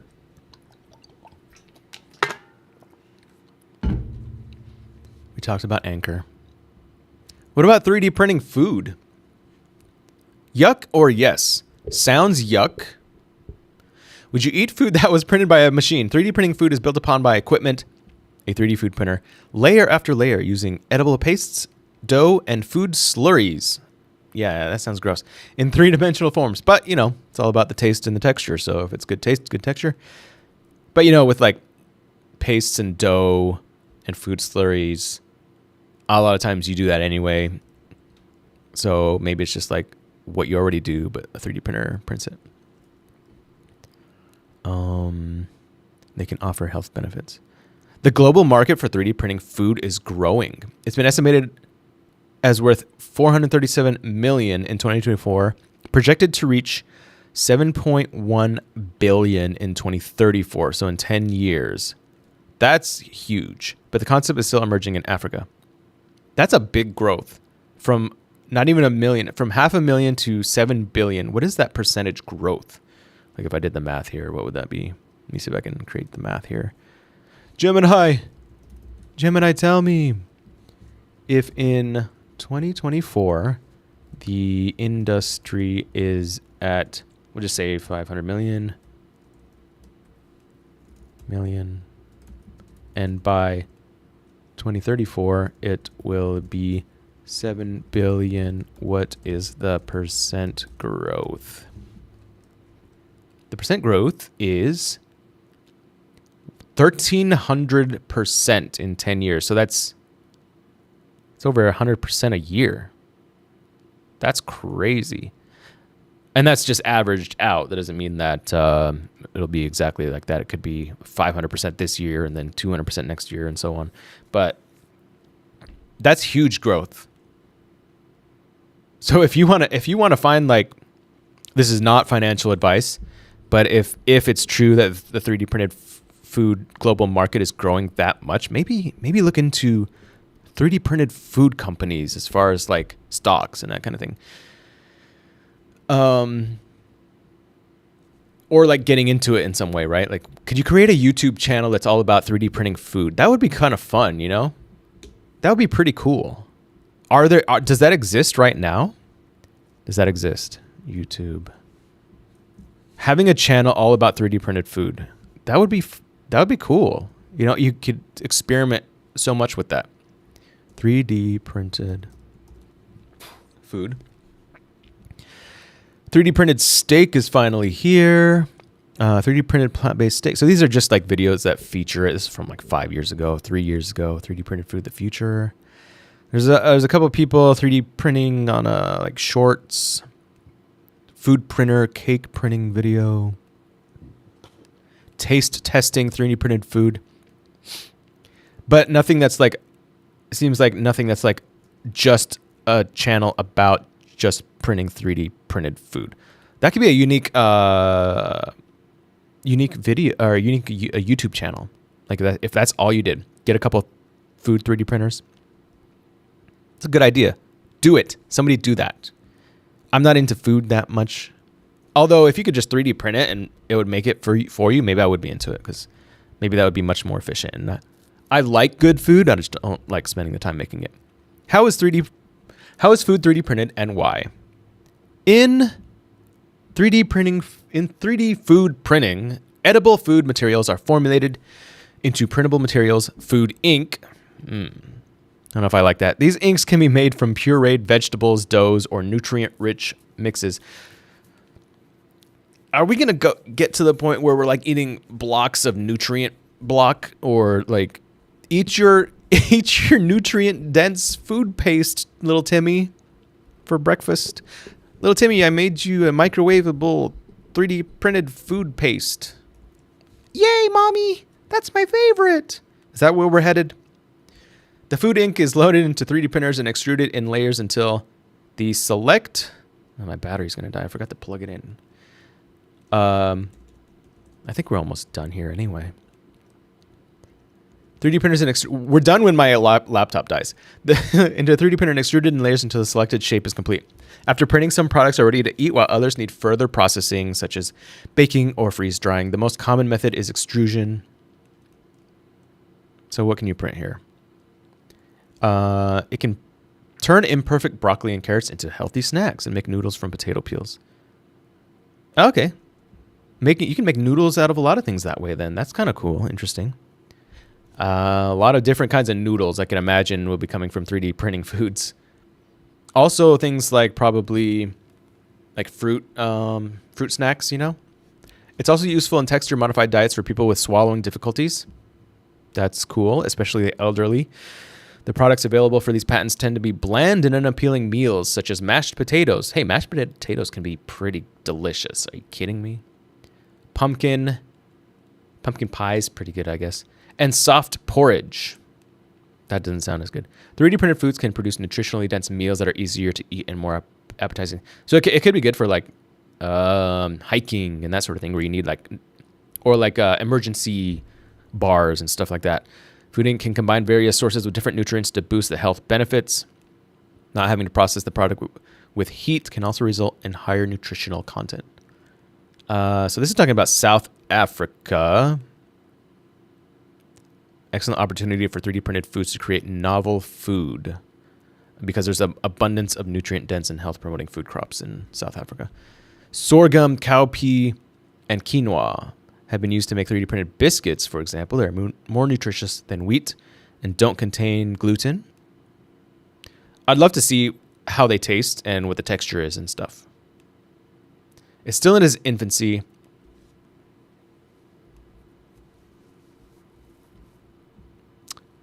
Man, if you can get into like 3D printed food, either in like stocks, investing, creating a YouTube channel about 3D printed food, if it's going to grow that much, like that's crazy. Some kind of like, what if you created a shop or like a restaurant that was all 3D printed food? Although technology is not widely used, found some consumers were fairly knowledgeable about these foods and the associated benefits.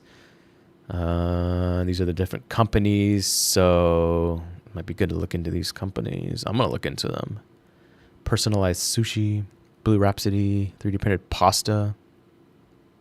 You know what would be cool is if we sold a 3D printed food printer. A food 3D printer at Matter Hackers. They had a study with 18 to 65 people. Awareness of 3D printing and foods, familiarity, fear of new foods, and so on.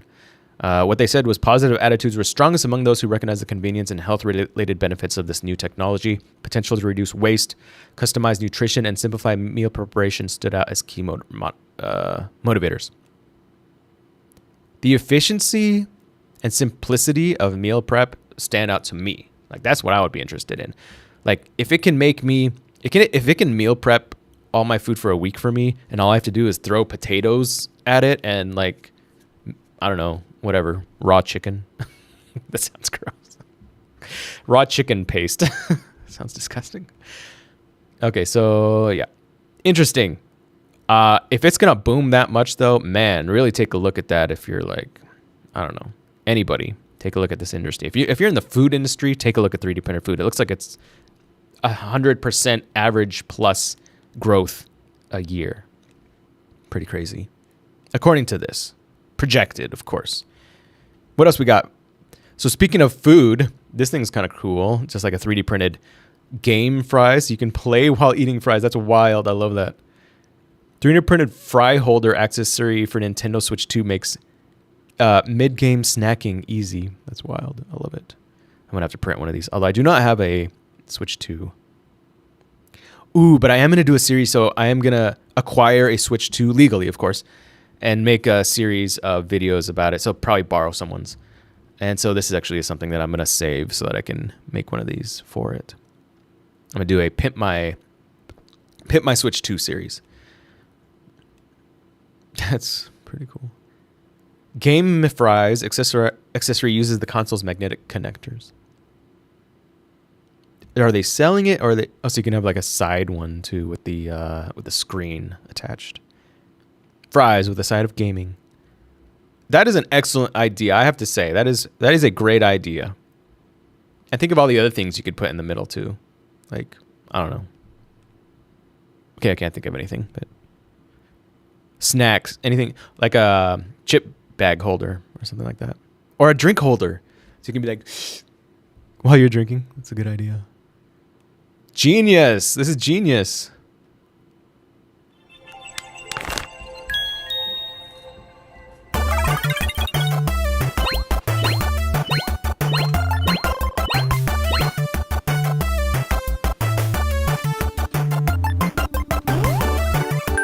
Absolutely genius. I'm gonna plug my computer in.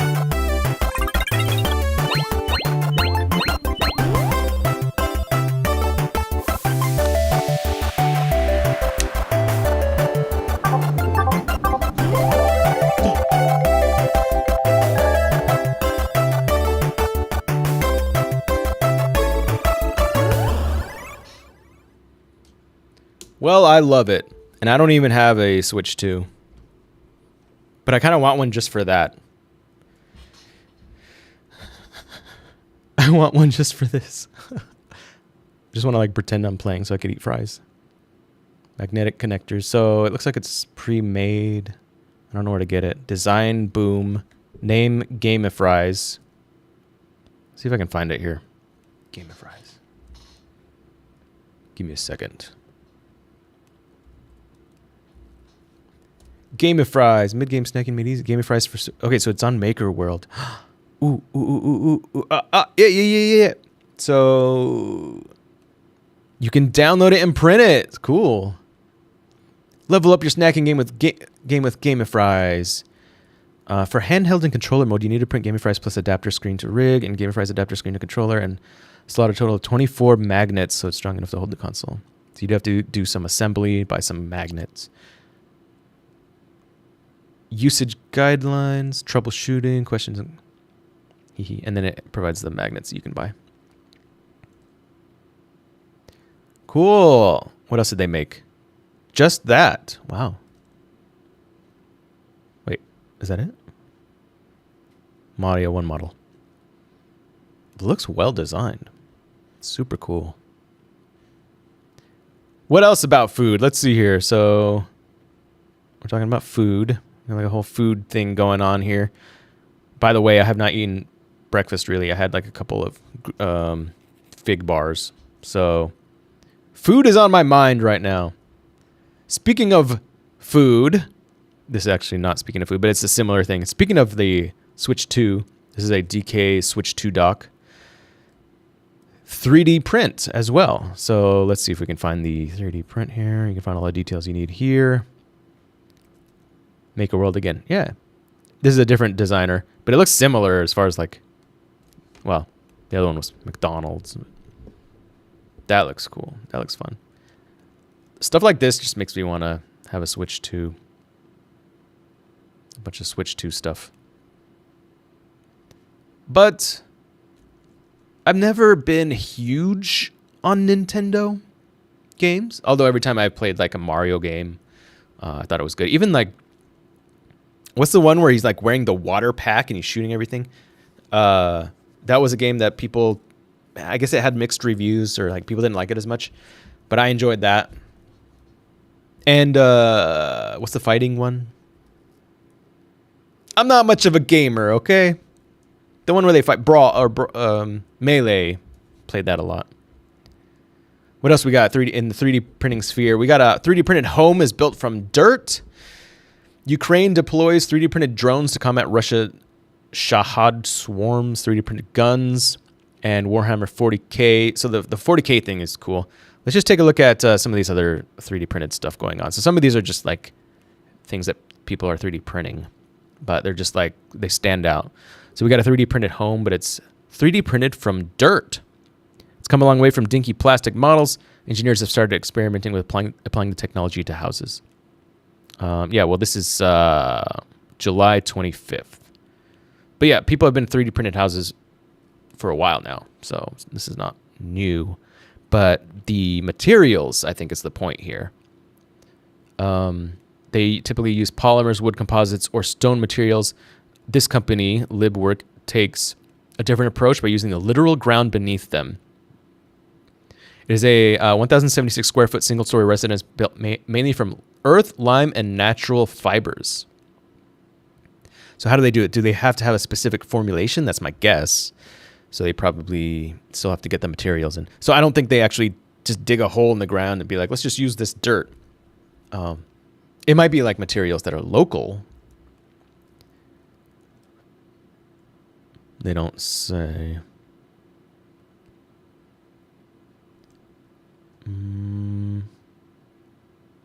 Construct the initial shell. Soil-based composite material and blueprint. And coat the shell in protective glazing. So it is a soil-based composite material. So you do have to create the material, but it is soil-based. Kind of cool, kind of cool. I like it. And then, what else? This is going to be like a little fast 3D printed thing. This is kind of wild. Look at all these drones they're creating for war. Like, this is like drone warfare over there in Ukraine. Driving demand for 3D printed unmanned aerial vehicles, UAVs. Are we going to see more UAVs like in public use because of this war? Like we don't see any really. All we do is we see drones, you know, personal drones. People fly around or whatever for photography or whatever it is. But like we haven't actually seen drones being used for like food delivery. I mean, that has been around for a long time. That idea. What was it? Uber? I can't remember which company, but maybe it was Amazon. There's probably a couple companies, but Amazon for sure was like, we're going to use drones to deliver stuff. And this was years ago when I first heard that, I was like, I don't think so. First of all, that just sounds like a big liability issue. If it falls from the sky, you're screwed. Where's it going to land? People are obviously going to throw stuff at it or try to shoot it down. So I don't think so. And so that's kind of the big problem, right? Like, how do you do drone stuff when people are like, there's going to be shenanigans that are happening? I mean, we already see it with like Weibo cars and like little delivery things driving on the street that deliver pizza. Like, there's a bunch of problems with those. I don't know if there's a bunch of problems. There are problems. Like, there's always going to be problems. So like, you have to find solutions. But like drones, I don't know. We'll see. Delivery drones. So they're accelerating the production of interceptor. This looks straight out of like a Gundam show, right? Drones. Like Mobile Suit Gundam Wing, I just watched. One of the big premises of the show was they were moving from manned Gundam or manned mech things, mech warriors. That's a different series, Mech Warrior, to basically AI, not unmanned drone mech units. And that was kind of a big point of the show, was that there are many people that were against that, and that people's ideas and opinions of battles changed when you have just drones versus human mechs. But so this looks like out of something like that, maybe. Interesting, very interesting. Moving on, 3D printed guns. AI fraud, synthetic drugs, the future of Irish crime. I just thought that was funny, but I'm not going to click on that. This one is someone 3D printed a life-size 3D printed Space Marine. So let's take a look at this. I made a life-size 3D printed Space Marine. It's really big. It looks like she'll probably paint it because it's all colorful like that. So that's crazy. In their living room, this is my fully 3D printed Primaire Space Marine. The entire thing is made up of 560 or so pieces, which took about an average of 4.5 hours to print. That means 2,520 hours of printing. 2,520 hours. How many days and or weeks is that? Let me do the math here. 2,520. 2,520 hours to days. That would be 105 days. And that's not even including like, that's not including like pauses and like downtime. But that's also not including how many printers she used. It's possible she used 10 printers, and so it really only took 10 days. I still have to go through the number of spools, but I can say with confidence it's likely over 100 on the low end. So that would be 100 times 1,000. Is that 100,000? Is that right? 100. Did I do that right? 1,000? 100 times 1,000? Yeah, 100,000. 100,000 grams?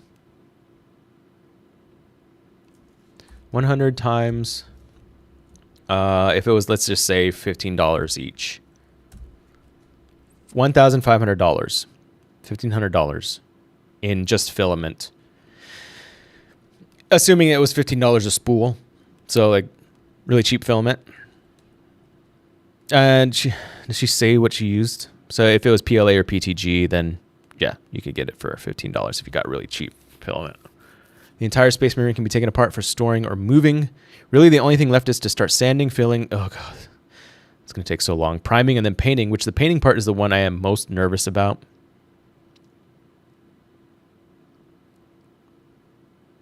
How ironic. Even in such a big scale, the main job will be to actually paint a Space Marine. Ugh, another unpainted model post.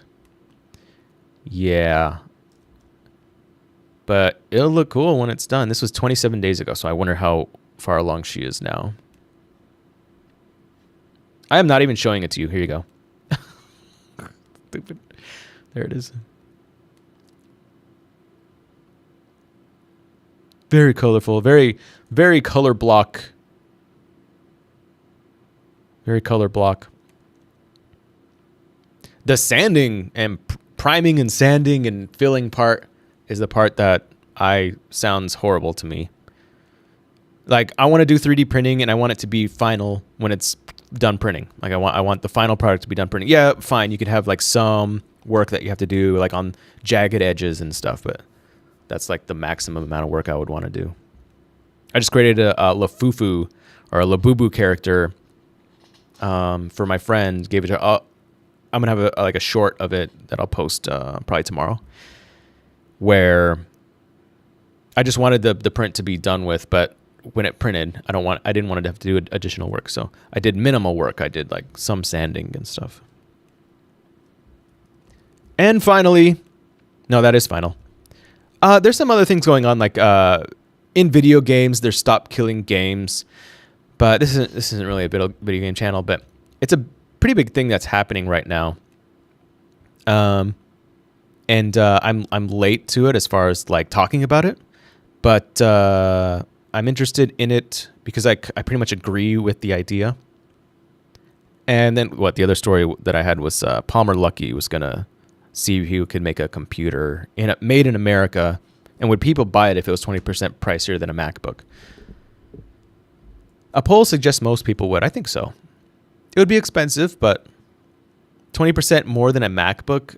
Which MacBook? Because you can easily increase the price of a MacBook by 20% just by like adding more hard drive space or more, more storage. So yeah, I guess we can look at Stop Killing Games and then that'll be it. So let's just take a look at Stop Killing Games. So you may know Stop Killing Games. If you're in the gaming industry, you probably heard about it. If not, then let's talk about it. I don't know a ton about it. I just know the general idea, and I generally agree with the concept.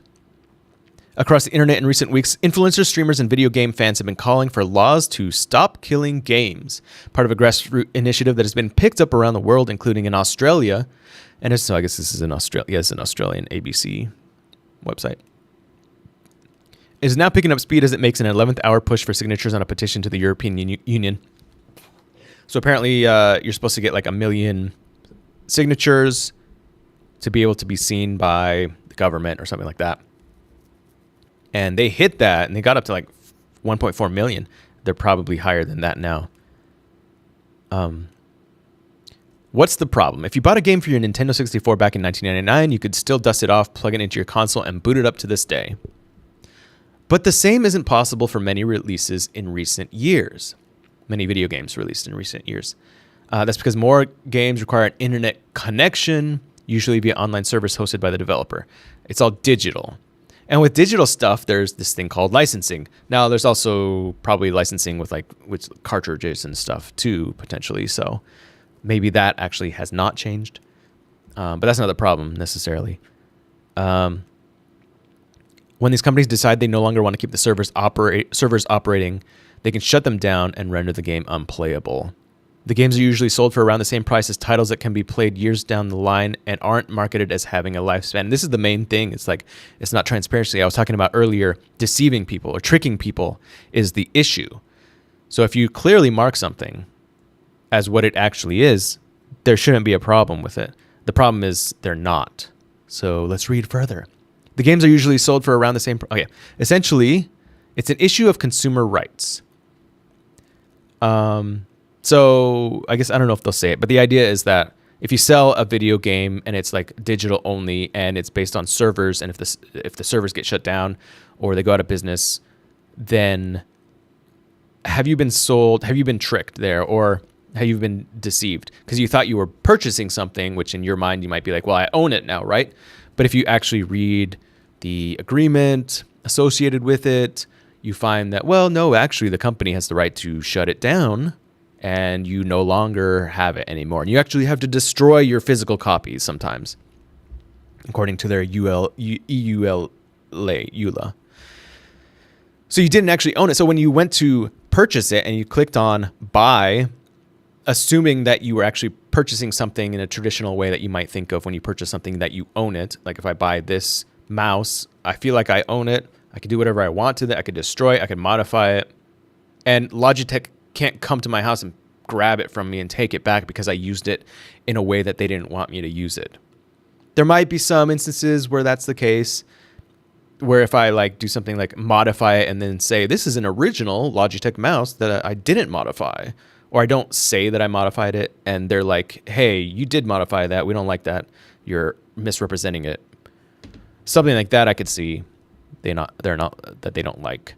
But I own this. I feel like I own this.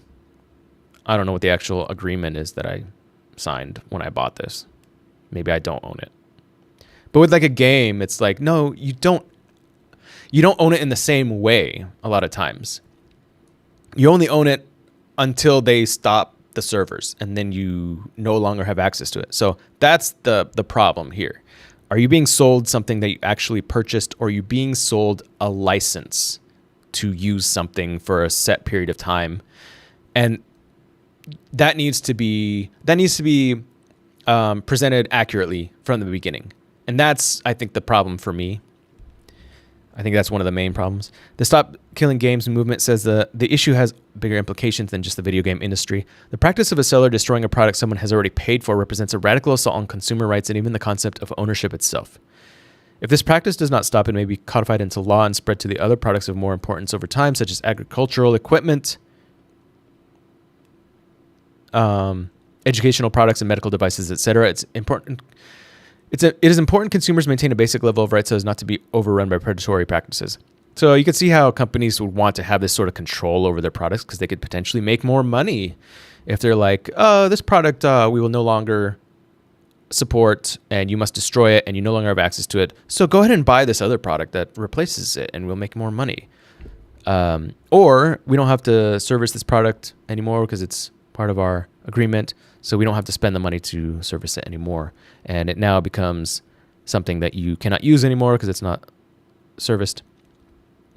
Where if they made it in a way where you actually purchased it, the full product, that wouldn't be an issue potentially. It is important consumers maintain... Okay.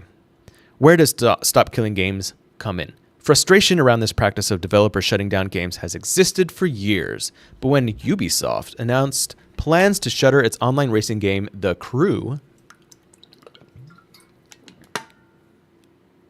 in 2024, and render the game unplayable, the situation reached a boiling point. Ross Scott, who runs the YouTube channel Accursed Farms, has been reporting news updates about developers destroying games for years, but believed The Crew was the clearest case of a consumer rights violation he's seen in the space. Now, maybe The Crew had, maybe Ubisoft and The Crew had, like, the fine print that allowed them to do that. But the problem is, again, like, do people understand that they're actually buying a game, or they're just getting a temporary license to use it for a certain period of time before the company says, okay, we're getting rid of it. And sorry you paid 60, 70, 80 bucks thinking that you were going to get the game in perpetuity, but sorry, you weren't. Ross Scott, he told his audience at the time he intended to pursue legal proceedings against Ubisoft with the intention of setting a legal precedence against the practice. Out of that, the Stop Killing Games initiative was born. Since April 2024, supporters of the initiative in several countries have pushed for legislation to discourage the practice of destroying games consumers have already purchased. I don't necessarily have a problem with the companies destroying the games, but again, it's about labeling that initially. It's so like if they said and the market would decide what happens, right? So if they said initially, before you press the buy button for the $60 game, if they said right there, you are buying a temporary license to use this game, it may go away in a year or 2 months or 5 years, and when it goes away, we're going to destroy it and it will no longer be available to you. Do you agree to this, and do you want to purchase the game now? And what's the market going to say? The market's going to say, I kind of want this game longer, so I'm not going to buy it. Or they're going to say, I'm totally fine with that. I'll pay, maybe I won't pay $60. I'll pay $20 for that. Or the market's going to say, I want more of a guarantee that it's going to last for a certain period of time so I can have fun with it before it goes away. But even then, there's going to be people who are like, no, we want to preserve games permanently. And so I could see the value in permanently preserving games. It's kind of like books. Do we want books to go away, or do we want to preserve books? Maybe some books people don't care about, but what would be better, I guess, to preserve all books or to destroy many books? Probably preserving all books might be a better thing. So maybe preserving all games is a better thing. What is the initiative asking for? Supporters are asking for laws that would require games to stay in a working state when developers end support. The irony is most video games already do this. We're simply trying to stop the worst of the worst practices. Stop Killing Games says two of the ways this can be achieved is by releasing an update that allows the game to be played without access to a server and allowing owners of the game to host private servers. And that seems like a reasonable solution to me, and that's something that could happen. You know why? It's because that's what a lot of games in the past... Because a lot of games in the past, you can still access even after they matured and died off. So why not now? Well, I can understand that they're more complicated these days with servers and online play and stuff, but market it correctly. Say like, yeah, we may get rid of it, and then let the consumer decide if they want to buy it.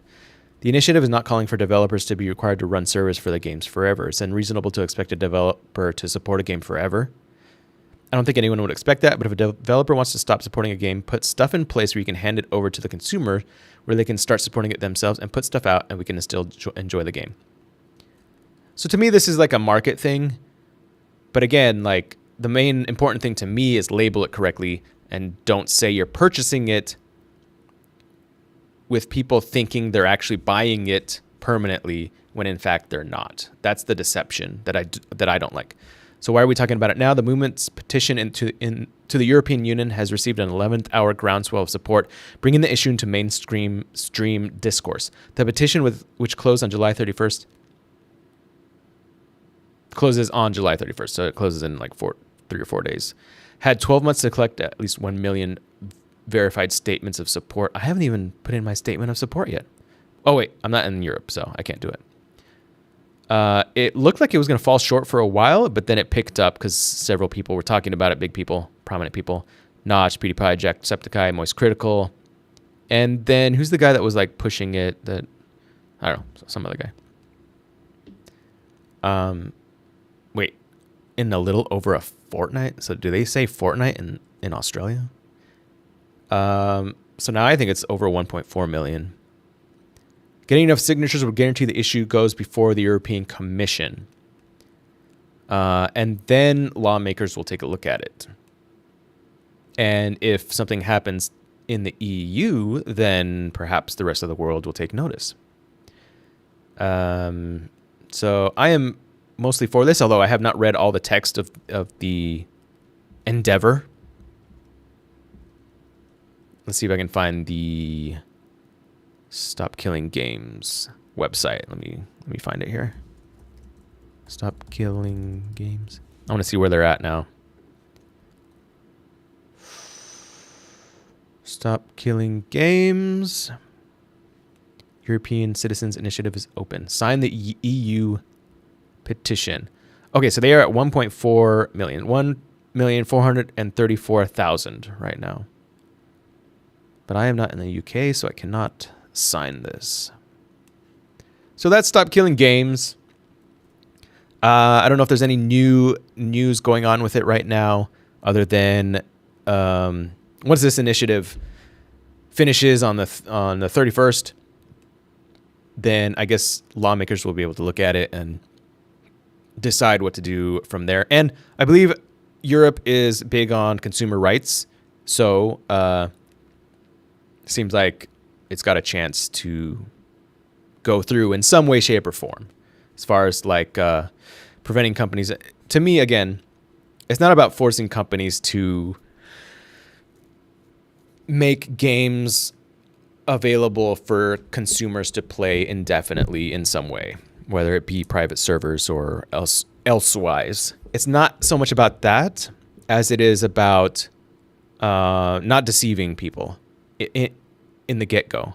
And if you're selling a product, people kind of have this idea that they're buying something permanently.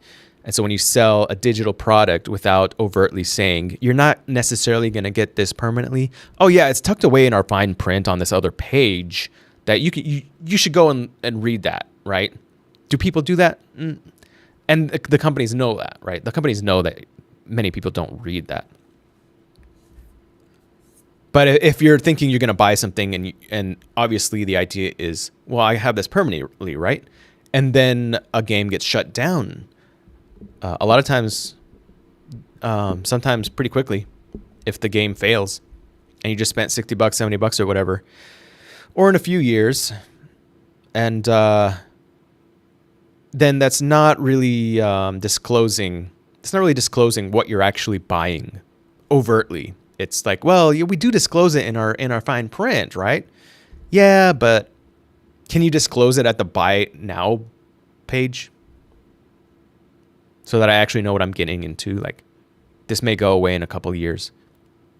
Well, maybe I want it for more than a couple of years. No, it's going away. It may go away in a couple of years. So that's more of what my problem is. But let me know what you think in the comments. And thanks for joining me on Spaghetti Overdrive's Spaghetti Stream number 5. I had fun. I think I covered everything basically, except for, would you buy a Made in America computer? I probably would. I mean, if it was as good, well, that's the thing. Like, I like Mac, so if I wouldn't probably buy a PC, but I would buy a Mac. Maybe if it was as good as a Mac. But I hope you guys have a great day, and be sure to go to Spaghetti Overdrive. My video is like being crappy, so there we go. Probably because I have all these tabs open. Check out Matter Hackers and print your own card box. This was the design was from Maker World, so you can just go to Maker World and find like card box, playing card game card box. Let me know if you play Gundam. Trying to look for some people to play with. And buy some Matter Hackers filament. It's just PLA boys. Ooh, Modix, large scale. Form 4L. PLA. Ladies and gentlemen. PLA filament. We got the EufyMake PLA Plus, which is the affordable one, which what did I like it? Oh, the silver is actually from EufyMake is my favorite. The silver PETG is I like the silver EufyMake PETG over the MH Build PETG silver. It looks more silver. So the cheaper one looks more silver. But this is the one that we use here at the office the most, I would say, is the MH Build. There's a lot of colors, a lot of different colors. And one of the cool things is all the silk colors, so the silk filaments, which is pretty fun. So there's a lot of different color changing silks.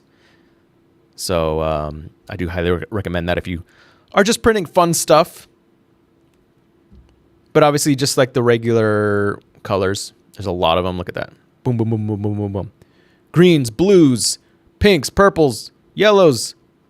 Every color you could possibly imagine. And they're all good colors. They got clear. They got tan. The tan is more like a peachy, like skin color. So if you're looking for like something that is this a good example here? That if you're looking for something that is more, it's more like this. That is more like I don't know, tan. I think it's a little different. But yeah, go to Matter Hackers, buy some filament. Links in the description. Go to Spaghetti Overdrive if you want to see what I'm doing these days, what I'm doing, what I'm printing, and what my projects are right now. Otherwise, we are going to have another giveaway, $100 Matter Hackers giveaway, a gift card giveaway starting next month. So in a few days here, I'll probably start in the first week of the month. Otherwise, thanks for watching.